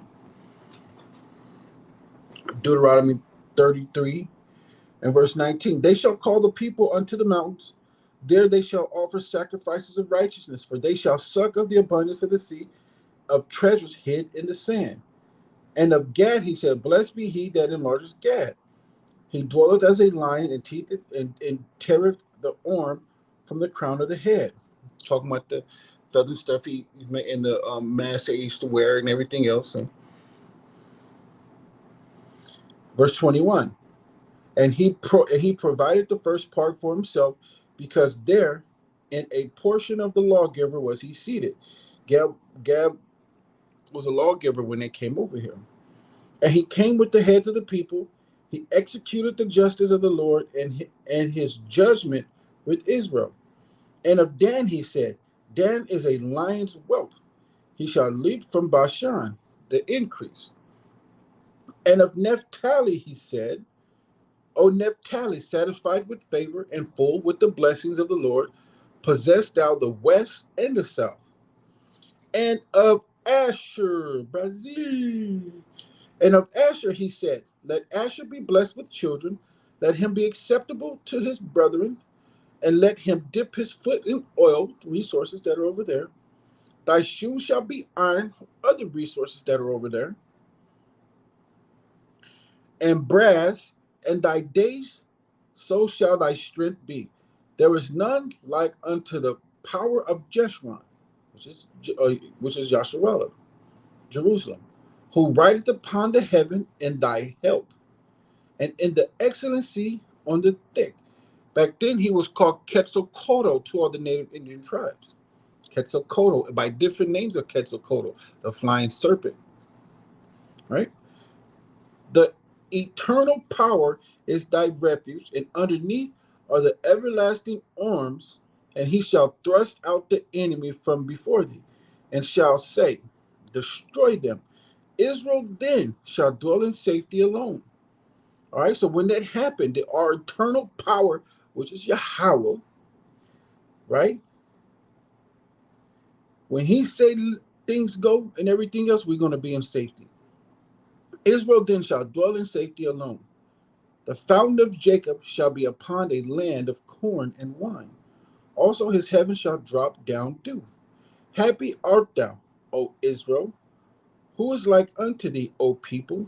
Saved by the Lord, the shield of thy help, and who is the sword of thy excellency?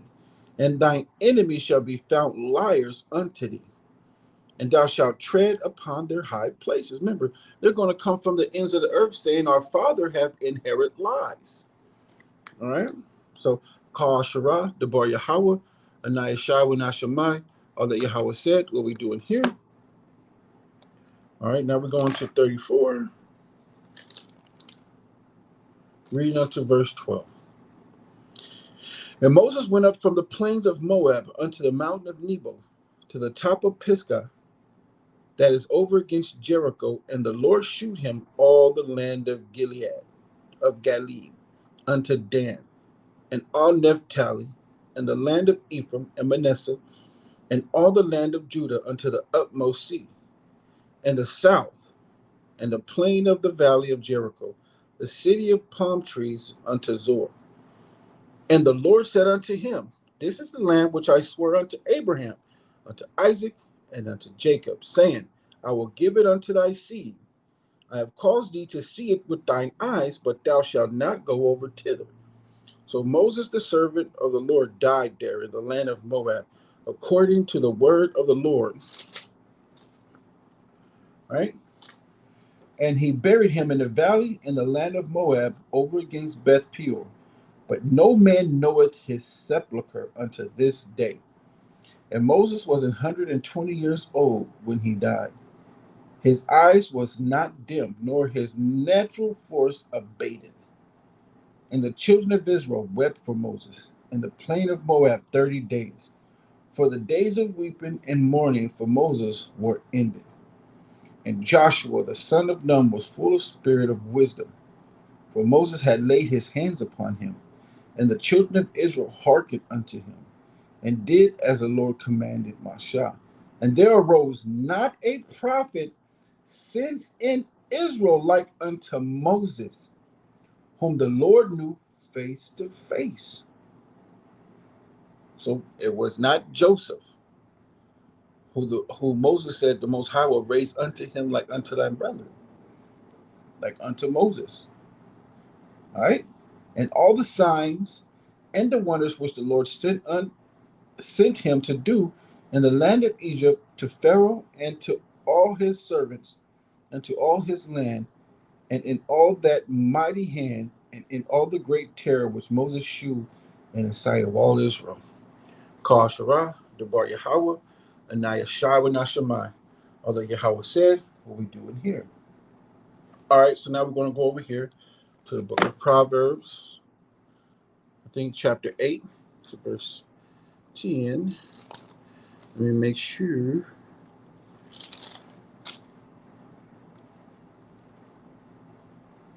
Now they pop up, huh?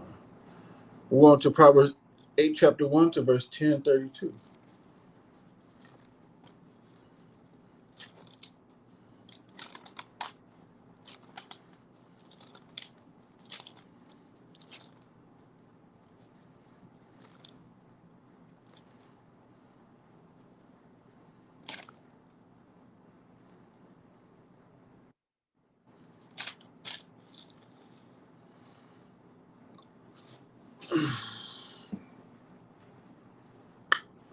All right. This is the book of Proverbs, chapter 8, and verse 1. Doeth not wisdom and understanding put forth her voice? Yup. She standeth in the top of high places, by the way in the places of the paths. She crieth at the gates, at the entry of the city, at the coming in at the doors. Unto you, O men, I call, and my voice is to the sons of men. O ye simple, understand wisdom, and ye fools, be ye of an understanding heart. Hear, for I will speak of excellent things, and the opening of my lips shall be right things. For my mouth shall speak truth, and wickedness is an abomination to my lips. It should always be. For mouth shall speak truth, and what's truth? Psalms 142 and 119. For thy law is a truth. Hold on.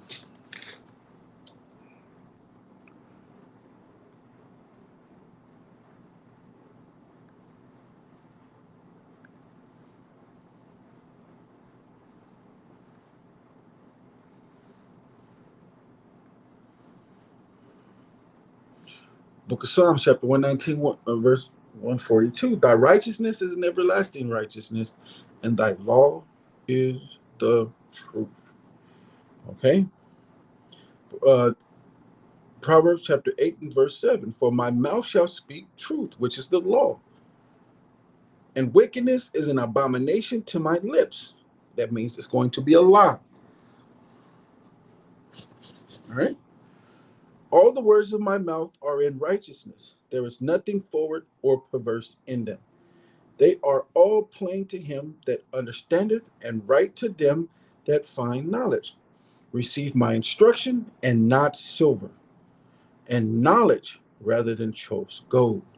For wisdom is better than rubies, and all the things that may be desired are not to be compared to wisdom. No, I wisdom dwell with prudence, right? Caution, and find out knowledge of witty inventions. The fear of the Lord is to hate evil, pride and arrogance, and the evil way and the forward mouth do I hate. Counsel is mine and sound wisdom. I am understanding, I have strength. By me kings reign, princes decree justice. Right? By me princes ruled, and nobles even all the judges of the earth. I love them that love me, and those that seek me early shall find me. Riches and honor are with me, yea, durable riches and righteousness. My fruit is better than gold, fruit of my lips, wisdom, law. Right? My fruit is better than gold, yea, than fine gold, and my revenue than choice silver. I lead in the way of righteousness, in the midst of the paths of judgment, that I may cause those that love me to inherit substance, and I will fill their treasures. The Lord possessed me in the beginning of his way, Hamashiach Yahushua, before his works of old. I was set up from everlasting, from the beginning, or ever the earth was. When there were no depths, I was brought forth. When there were no fountains abounding with water, before the mountains were set, before the mountains were settled, before the hills was, I brought forth. While as yet he had not made the earth, nor the fields, nor the highest part of the dust of the world. When he prepared the heavens, I was there. When he set a compass upon the face of the depth, when he established the clouds above, when he strengthened the foundations of the deep, when he gave to the sea his decree that the water should not pass, like that the water should not pass his commandment, when he appointed the foundations of the earth. Then I was by him, as one brought up with him, and I was daily his delight, rejoicing always before him, rejoicing in the habitable part of his earth. And my delights were with the sons of men. Now therefore hearken unto me, O ye children, for blessed are they that keep my ways. So when you go to James 1 and 25, be a hearer and remember, don't be a forgetful hearer. Hear instructions and be wise and refuse it not. Blessed is the man that heareth me, watching daily at my gates, waiting at the post of my doors. For whoso findeth me findeth life, and shall obtain favor of the Lord. But he that sinneth against me wrongeth his own soul. All they that hate me love death. Mm. Wisdom said, you hate him, you love death. You hate wisdom, you hate her, you love death. You just don't want wisdom, you love death. Our people have made a covenant with death, and all of them are at an agreement with death. Really. It's crazy.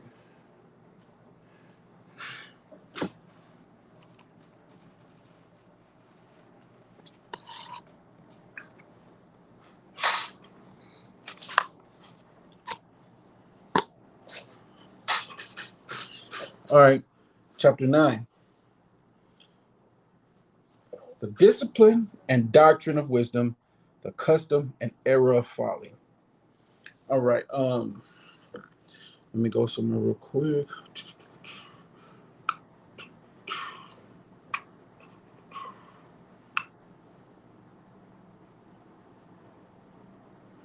Come on, man. If I didn't push you, don't go.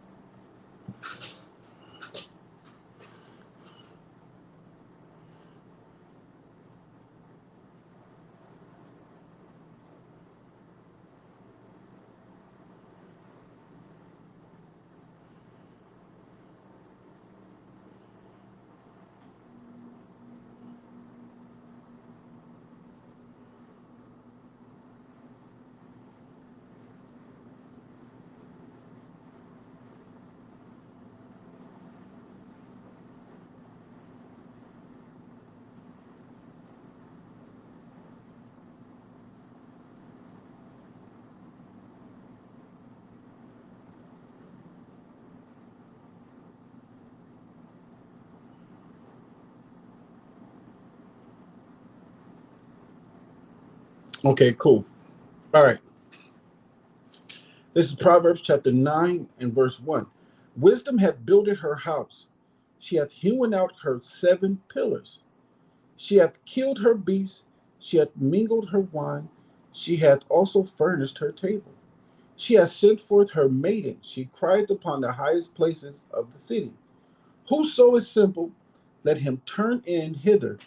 As for him that wanteth understanding, she saith to him, Come, eat of my bread, and drink of the wine which I have mingled.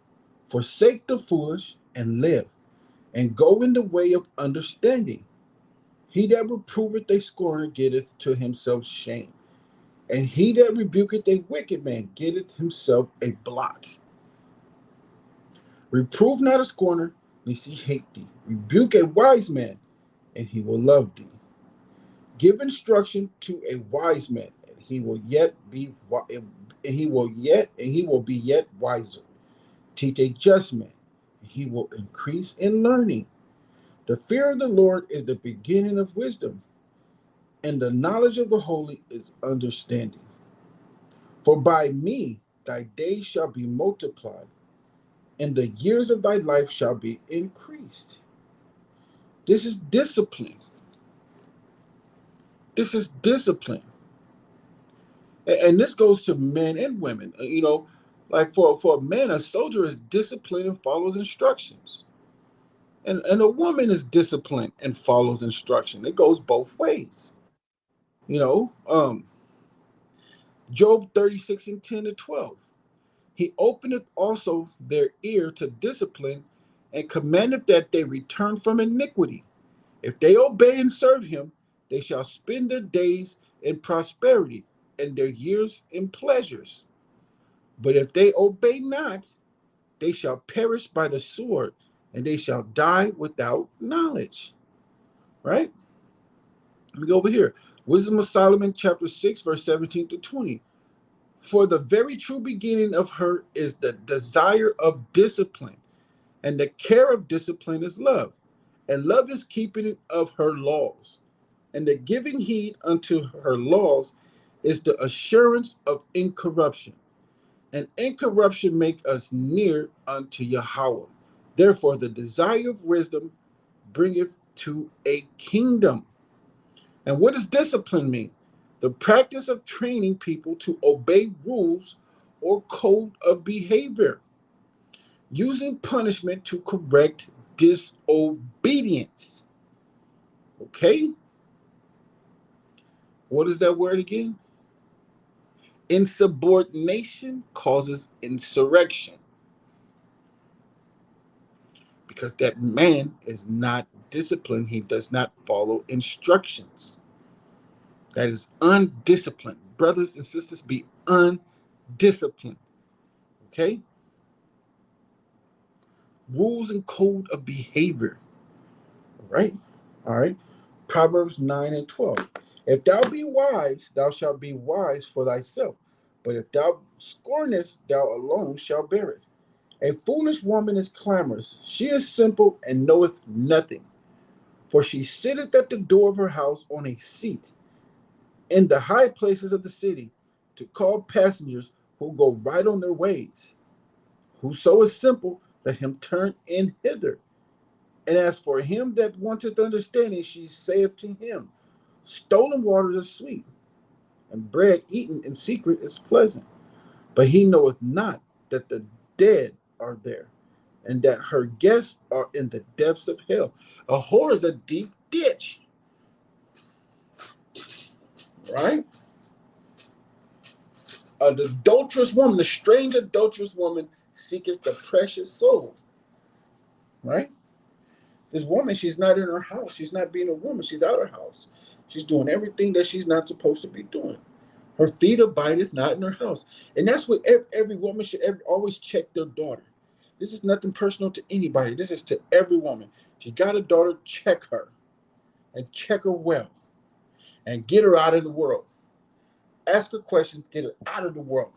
Show her that how she thinks is dangerous to her and her family. Because these children are susceptible to this democracy and this hell bent on earth rules. It's crazy. It's time to get them out of that. All right. All right. It's the book of Proverbs, chapter 10 and verse 1.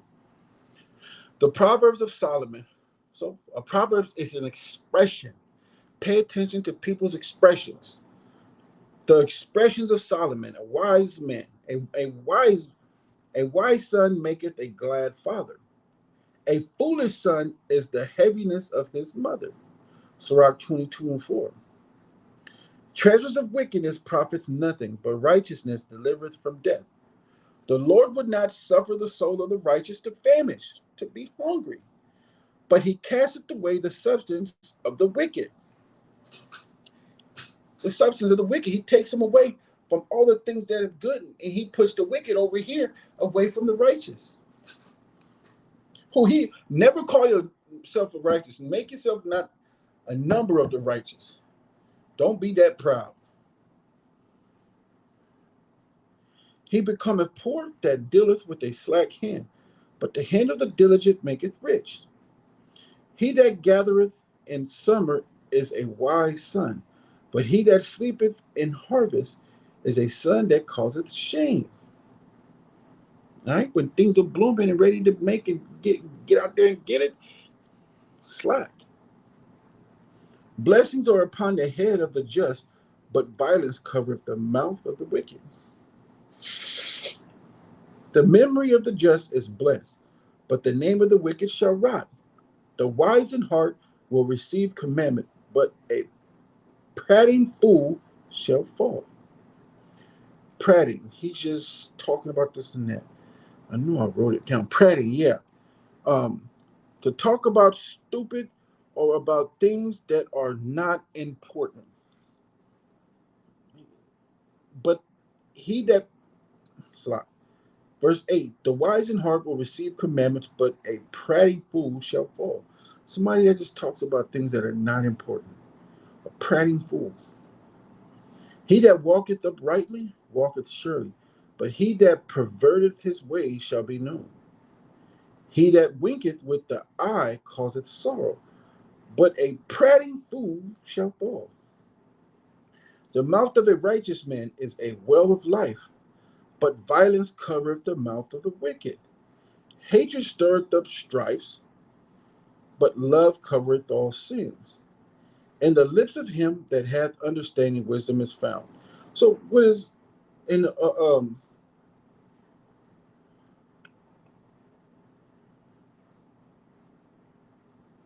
Love covereth all sins. What's love? Keeping of the commandments, walking in the ways. 1 John 6:1. Let me get it.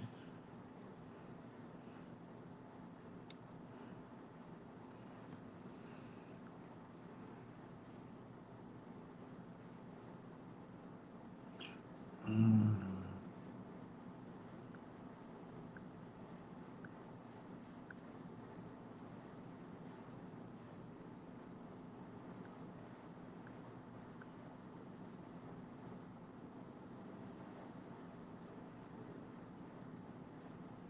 Mm.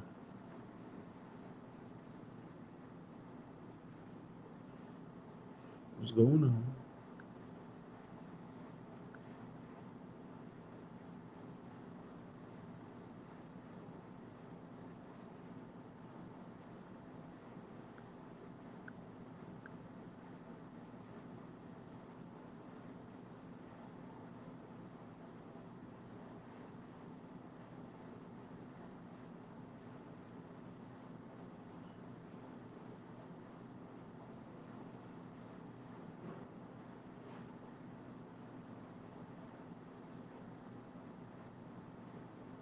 Excuse me, y'all. Excuse me. I want to make sure I pull the right precept.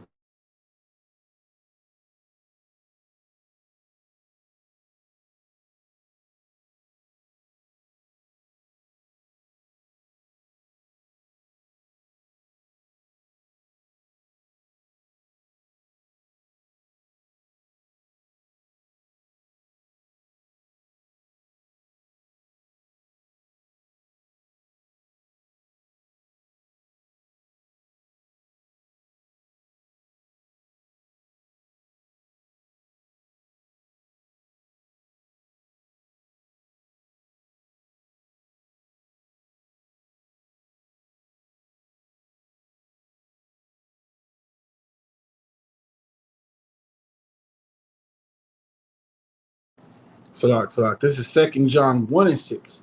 And this is the love, that we walk after his commandments. This is the commandment. This is the commandment, that as ye have heard from the beginning, you should walk in it. So if you're walking after something, you're following something. You're looking to the examples. Ultimately, Hamashiach Yahushua, all men should be listening to, and the women should be following the men in this truth that are walking after the example of Yahushua Mashiach. The women should be walking after their foremothers, Sarah, Rachel, Leah, and all those women. That's who you walk after. That is your example. And I challenge all women to prove your job. Always be able to prove your job, sisters. That way, when you go by sisters, be like, well, according to the precepts, you go 2 John 1:6, you're supposed to walk. If you love the Most High, you will walk after the commandment that you have heard from the beginning. She's gonna be like, yeah, okay, cool. But then when you go to 1 Peter 3, the Most High said for you to be like Sarah, and Sarah's like not none of the prophets. So you're not doing your job. And then you start to know how to separate yourself from people and other women that are not being like Sarah. And you sisters separate from them because they're not doing their job. And you know where they're going, straight to hell. And you don't want to go to hell with them. All right? So this is book of Proverbs chapter 10 and verse 13. In the lips of him, no. Verse 12. Hatred stirreth up strife, that unrighteous competition. People just want to compete against you. Hatred stirreth up strife. That's hate. Hatred stirreth up strife. When you see people online talking about, I want to smoke in this, that's strife. That is strife. That is hatred stirred up strife. People hating each other, hating on each other. I want to smoke. I want to smoke. Give me the smoke. Hey, if you don't like what I do, come on. I want to smoke. Let's go live. That's strife. That is hatred for his brother. He feel real good trying to make his brothers look stupid. And that's what he want to do, is strife. Hatred stirreth up strife. But love covereth all sins. In the lips of him that hateth understanding, wisdom is found. but a rod is for the back of him that is void of understanding. Wise men lay up knowledge, but the mouth of the foolish is near destruction. The rich man's wealth is his strong city. The destruction of the poor is their poverty. You gotta look at it. The labor of the righteous tendeth to life, the fruit of the wicked to sin. He is in the way of life that keepeth instructions, but he that refuseth reproof erreth. He that hideth hatred with lying lips, and he that uttereth a slander is a fool. Mm-mm-mm-mm.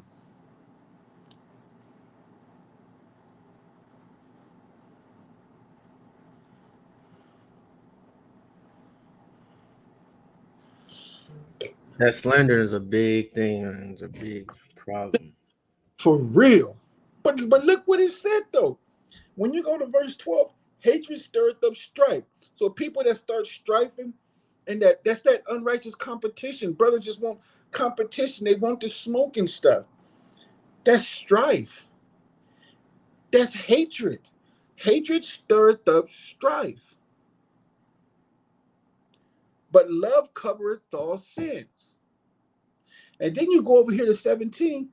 He is in the way of life that keepeth instruction, but he that refuseth reproof erreth. I'm sorry, I went to the wrong one. It was actually 18. He that hideth hatred with lying lips, and he that uttereth a slander is a fool. Mm, mm, mm. Yeah. Verse 19, in a multitude of words there wanteth not sin, but he that refraineth his lips is wise. The tongue of the just is as choice silver. The heart of the wicked is little wrath. The lips of the righteous feed many, but fools die for want of wisdom. The blessing of the Lord, it maketh rich, and he addeth no sorrow with it. It is a spot to a fool to do mischief, but a man of understanding hath wisdom. My bad. It is a sport to a fool to do mischief, but a man of understanding hath wisdom. What is mischief? Let's get that. It's a sport to a fool to do mischief. Dang, that's cold piece. You just love it.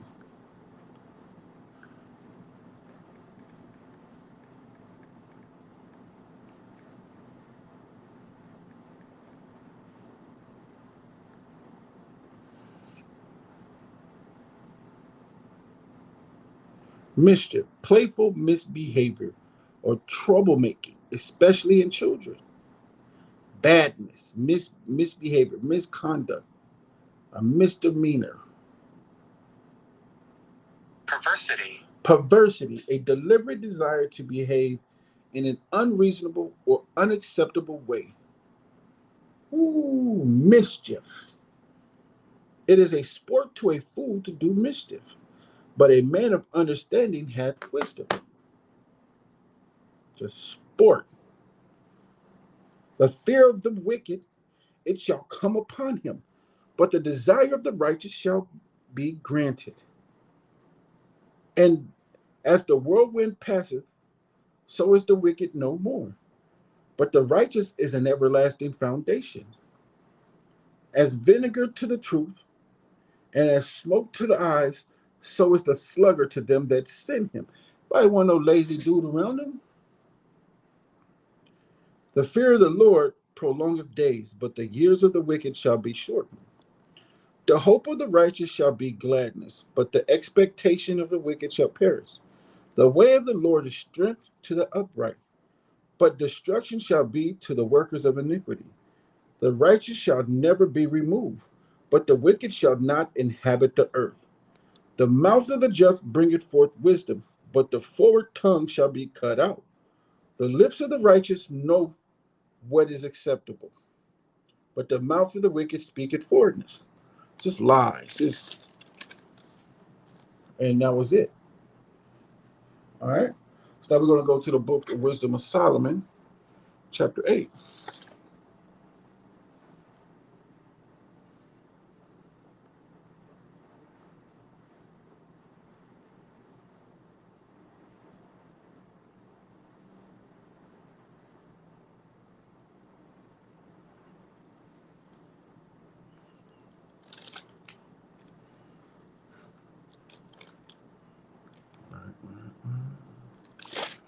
We're going to end at chapter 10, verse 21.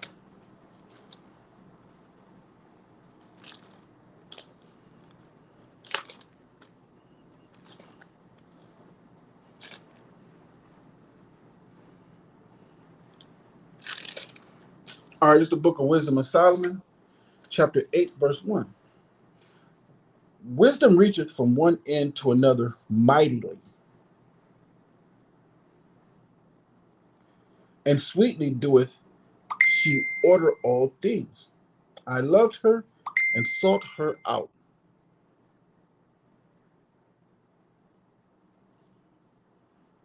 I loved her and sought her out. From my youth, I desired to make her my spouse, and I was a lover of her beauty.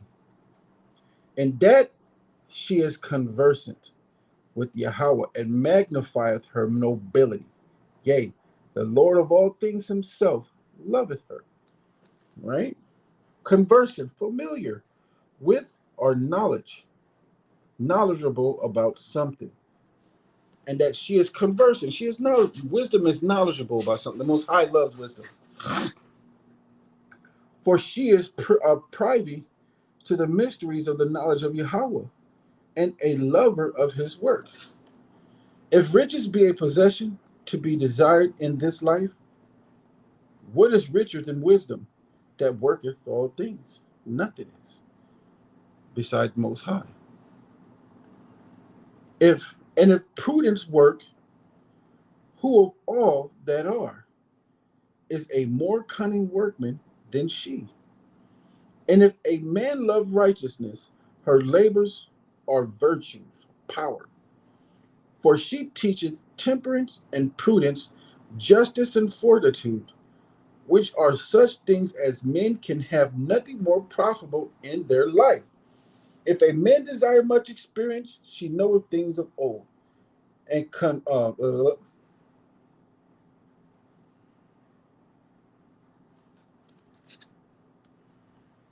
sorry, y'all.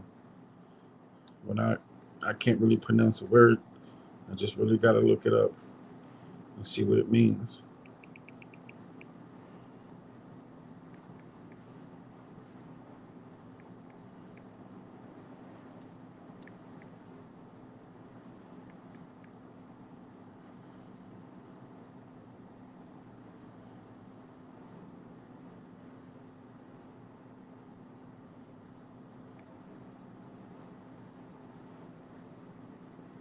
Conjecture.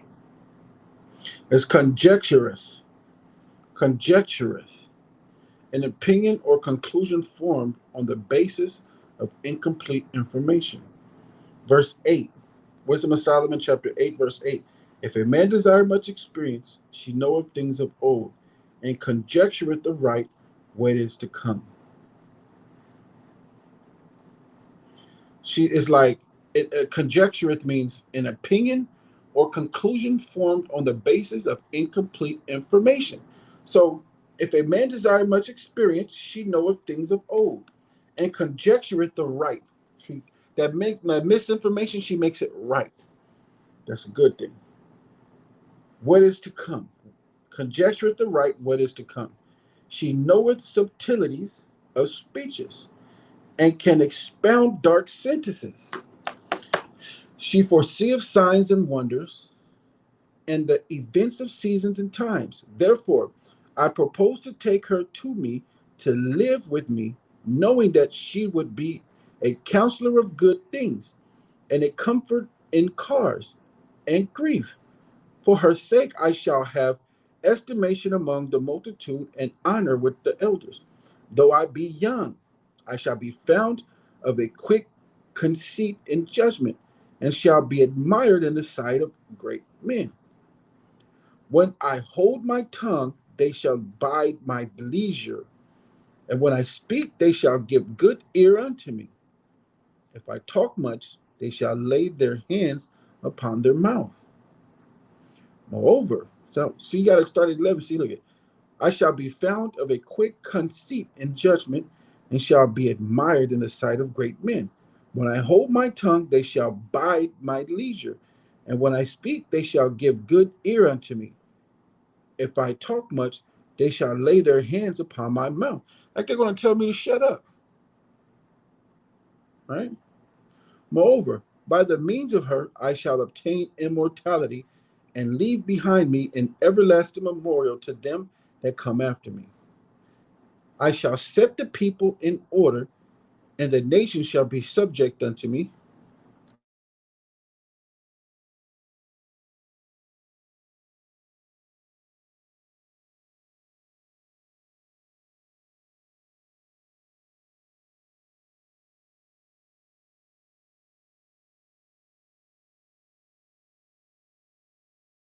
I'll be on mute. You're on mute. I know I did that on purpose. Oh, slacking.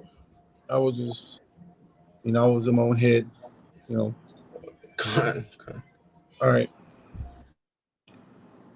Verse 14, I shall set the people in order, and the nations shall be subject unto me.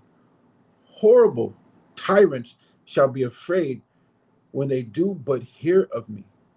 I shall be found good among the multitude of valiant in war. I found that out. People hear my name, they just cut people off and unfriend them because they don't want. I'm coming with the Most High's justice and the truth. All right. Verse 15: Horrible tyrants shall be afraid when they do but hear of me. I shall be found good among the multitude and valiant in war. After I am come into mine house, I will repose myself with her. For her conversation hath no bitterness, and to live with her hath no sorrow, but mirth and joy. Now when I consider these things in myself, and ponder them in my heart, how that to be allied unto wisdom is immortality. How that to be allied unto wisdom is immortality. That's crazy.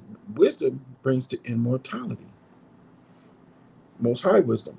And great pleasure is to have her friendship, and in the works of her hands are infinite riches, and in the exercise of conference with her, prudence, and in talking with her a good report. I went about seeking how to take her to me, for I was a witty child and had good spirit. Yea, rather being good, I came into a body undefiled. Nevertheless, when I perceived that I could not otherwise obtain her except power gave me her, except Yahweh gave me her. And that was a point of wisdom also to know whose gift she was. I prayed unto the Lord and besought him, and with my whole heart I said, and you can go into the next precept to find out what he said. O power of my fathers, Lord of mercy, who has made all things with thy word, and ordained man through thy wisdom, that he should have dominion over the creatures which thou hast made, and order the world according to equity and righteousness, and execute judgment with an upright heart. Give me wisdom that sitteth by thy throne, and reject me not from among thy children. For I, thy servant, a son of thine handmaid, am a feeble person, and of a short time, and too young for the understanding of judgment and laws. For though a man be never so perfect among the children of men, yet if thy wisdom be not with him, he shall be nothing regarded. So if wisdom don't be nothing with us, we should be nothing regarded. You want to be regarded in its truth. You want wisdom, man. So you can give to the people and teach the people. Get that wisdom. Thou hast chose me to be a king of thy people and a judge of thy sons and daughters. We working for that spot. But I'm gonna stop there because we were supposed to stop at, 21. And through the spirit, I had to show y'all, man. Without wisdom, you are nothing regarded. Okay. And with that, we'll get to prayers and give the bond and them. The bond gonna do the prayers and give them 5 minutes, and they're gonna do what they do over there on that side. We're gonna do the prayers in the Hebrew, and in the Spanish on that side. And if they're gonna do it in English, I advise them to do it in English. But give them like 5 minutes so they can get things together. All right, and the water for hanging with us. Con.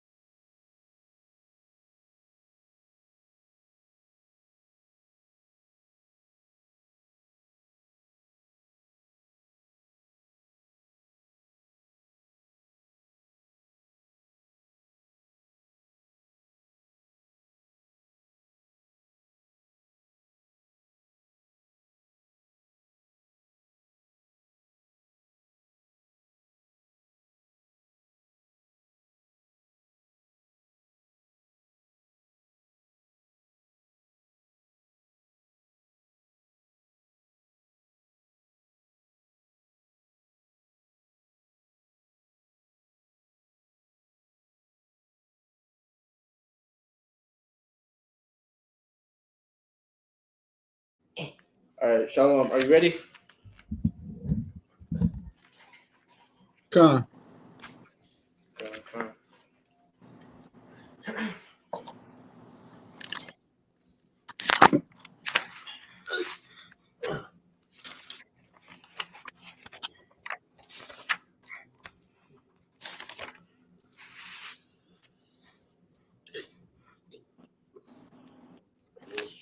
All right, this is the Abanawa Dapa'al Yahweh Shai's prayer, found in Matthew chapter 6, verse 9 to 13.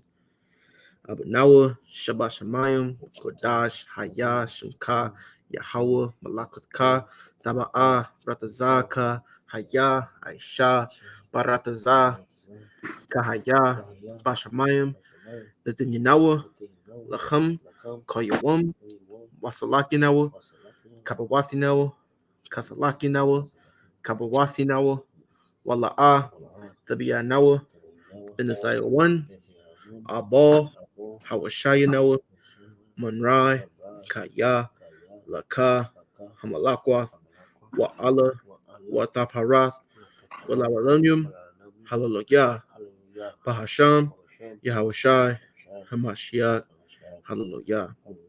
Our Father, which art in heaven, hallowed be thy name. Yahweh, thy kingdom come, thy will be done in earth as it is in heaven. Give us this day our daily bread, and forgive us our debts, as we forgive our debtors. And lead us not into temptation, but deliver us from evil.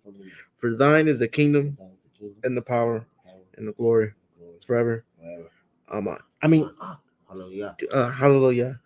Bahasham, Yahweh, Mashiach, Hallelujah. Very good.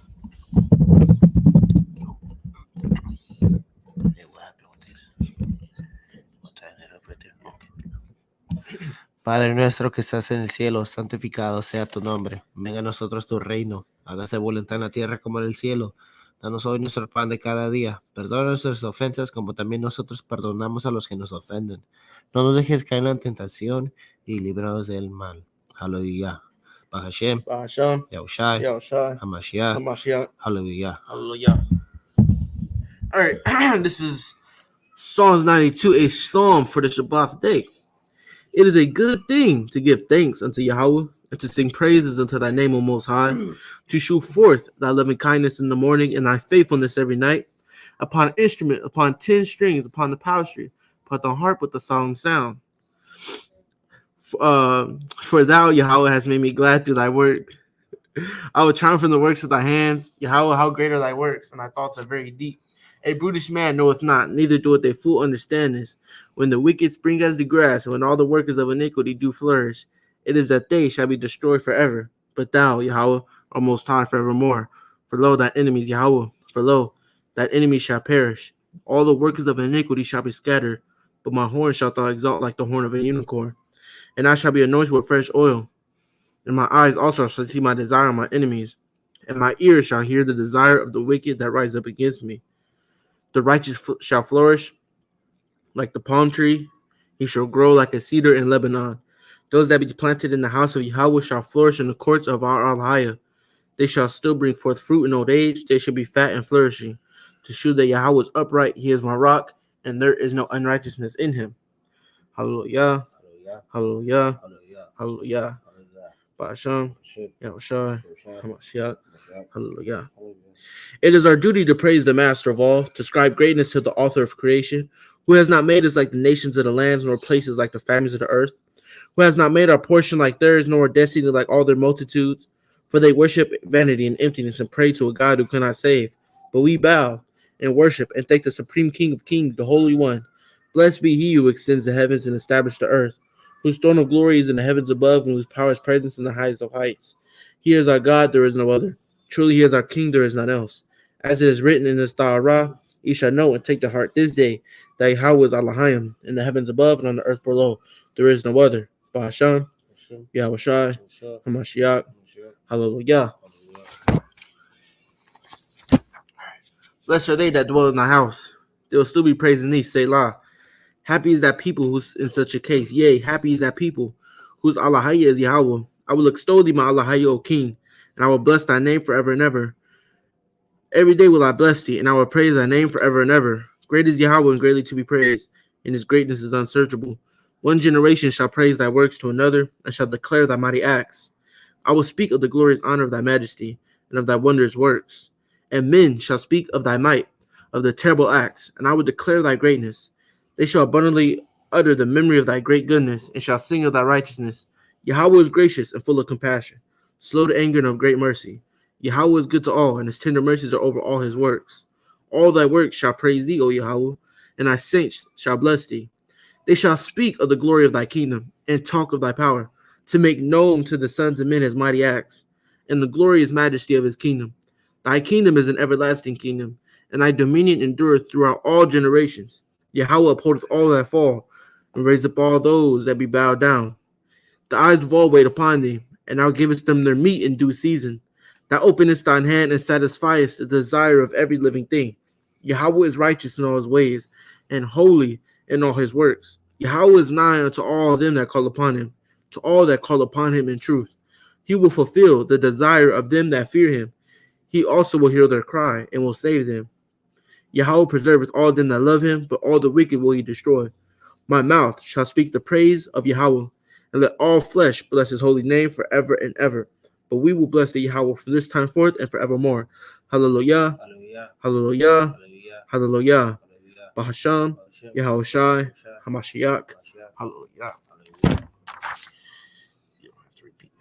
First three prayers of the Amada, Abawath, Barak Atah, Yahweh, Allahaya Nawa, Allahaya, Abathanawa, Allahaya, Abaraham, Allahaya Tazakak, Wallahaya Yaquab, Allah Sharia Allah Ayawan, Gamal Ka'asadium, Barak Atah Yahweh Magan, Baraham, Gabawar Watata Yahweh, Gabawar Lawalam, Yahweh Makaya, Matayam, Wamaya Dawama, Lakamalak, Hawalam Mamayah, Wamakaya, Barak Atah Yahweh, Makaya Matayam, Kotawar Shah Shem Yahweh, Yahweh Atai Kadayash, Washimka Kadawash, Wakadashwam, Bakal, Kadawash, Shem Yahweh, Yahweh Atai Kadayash, Washimka Kadawash, Wakadashim, Bakal Yawam Hala, Barak Atai Yahweh Allah Hakadawash.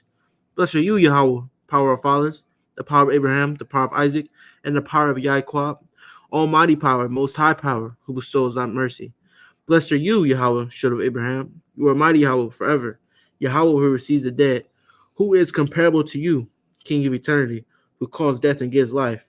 Blessed are you, Yahweh, who gives life to the dead. You are holy, Yahweh, and your name is holy, and the holy ones every day shall praise you forever. Blessed are you, Yahweh, the power who is holy. Bahasham, Yahushai, Hamashiach, hallelujah. Last three prayers of Amada, Awada, Ratazah Yahweh, Allahaya Nawa Ba'imka, Yasharala, Wabath Panawa, Wahashab, Ath Abawada, Bayath Kamadashka, Wahashab, Banyat Tazadoak, Ban Aaran, Barak Ataya Hawa Hashab, Habawada, Bayathka, Lakanyaka, Hawada Mawadayim, Anach Nawa, Lakha Malak, Slaga, Lakha Yahweh, Allahaya Nawa Lailam, Magan Yeshaya Nawa, Shayam Shalom, Shayam Shalom, Tawaba, Wabaraka Ka'an, Wakasad, Wawakarayam, Ayanawa Wa'al Ka'al, Yasha Allah Anka. Be favorable, Yahweh, to your people, Yasha Allah, and to our prayer. Restore the service of your holy house, and restore the sons of Tazadak, Zadok, son of Aran. Blessed you, Yahweh, that restores the service of your house to your priests. We thank you, Yahweh, our power forever. Shield of salvation, grant peace, goodness, and blessings, grace and kindness and compassion upon us and upon all Yasha Allah, your people. Hallelujah, hallelujah, hallelujah. Bahasham, Yahushai, Hamashiach. Hamashiach. Hallelujah. Oh, snapper doodles. Hallelujah. All right. Okay. Shema Yasha Allah Yahweh, Allah Hayanawa Yahweh Achid, Wa Abda, Ath, Allah Hayaka, Bakal Labaka, Wa Bakashbaka, Wa Bakal Ma'adka, Wahayawa, Hadarayim, Ha'Allah, Asherah, Anakia, Matazwaka, Hawayam, Al Laba'aka, Wa Shana'atham, Labayaka, Wada Bartha, Bam, Bashabathka, Bayashka, Wabakalbaka, Badarak, Wabakashka, Wabakwamaka, Wakashartham, La'awath, Al Yadaka, Washayawa, La'ata Pa'ath, Bayan, Ayanka, Wa'ah Saba'ath, Al Matzawath, Bayathka, Wa'abata, Shara'ika. Hero Israel, Yahweh, our God, Yahweh is one, and I shall love thy God with all thy heart, and with all thy soul, and with all thy might. And these words which are commanded this day shall be in thy heart, and thou shalt teach them diligently unto thy children, and thou shalt talk of them when thou sittest in thy house, when thou walkest by the way, when thou liest down, when thou risest up. But thou shalt bind them for a sign upon thine hand, and they shall be as frontlets between thy eyes, and thou shalt write them upon the posts of thy house and on thy gates. 10 Commandments, love and love thy neighbor, love Yahweh. Anya, Yahweh, Allahayaka, Asharaha, Wataza, Athikama, Rataza, Wabatazayum, Mabath, Ariyum, La'a, Yahaya, Laka, Allahayim, Akharium, Apanya, La'ata, Aisha, Laka, Paso, Wala'ata, Ibadam, La'ata, Lakorka, Atsham, Yahweh, Bashawa, Zakar, Hayawam, Hashabath, Akadashwa, Kabad, Abaka, Wa Amaka, La'ata, Ratazak, La'ata, Na'at, La'ata, Ganab, La'ata Na'ashakor, La'ata Kamad Ka'ashara La Ra'ika. First greatest commandments, Hero Israel, Yahweh our God, Yahweh is one. And thou shalt love Yahweh thy God with all thy heart, with all thy soul, with all thy might. Second greatest commandments, Ra'ika La'ata Kwama La'ata Tar'ath, Banya Amka wa Abuta La Ra'aka Kama Ka'ani Yahweh. Thou shalt not avenge nor bear any grudge against the children of thy people. Thou shalt love thy neighbor as thyself. I am Yahweh.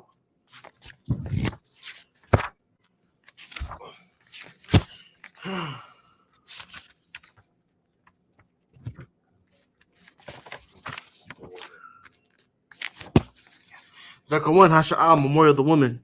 Now when Yahushua was in Bethany, in the house of Simon the leper, there came unto him a woman, having an alabaster box of very precious ointment, and poured it on his head as he sat at meat. But when his disciples saw it, when they saw it, they had indignation, saying, to what purpose is this waste? For this ointment might have been sold for 300 pence, 1 year's wages, and give it to the poor. When Yahushua understood it, he said unto them, why trouble ye the woman? For she hath wrought a good work upon me. For ye have the poor always with you, but me ye have not always. For in that she hath poured this ointment on my body, she did it for my burial. Verily I say unto you, wheresoever this gospel shall be preached in the whole world, there shall also this, that this woman hath done be told for memorial of her. Hallelujah, hallelujah, hallelujah. Hallelujah. Yahushua, Yahushua, Mashiach, Mashiach, hallelujah. Hallelujah. That's it. That's it with the prayers right there. Hey, Tawada to everybody that joined us, all right, and going through with the prayers with us. Tawada Yahweh, Tawada Yahweh Shai, Tawada Yahweh, Tawada Yahweh Shai, Yahbashim Yashab Barakatum to everybody, and Shalom. Shalom, shalom.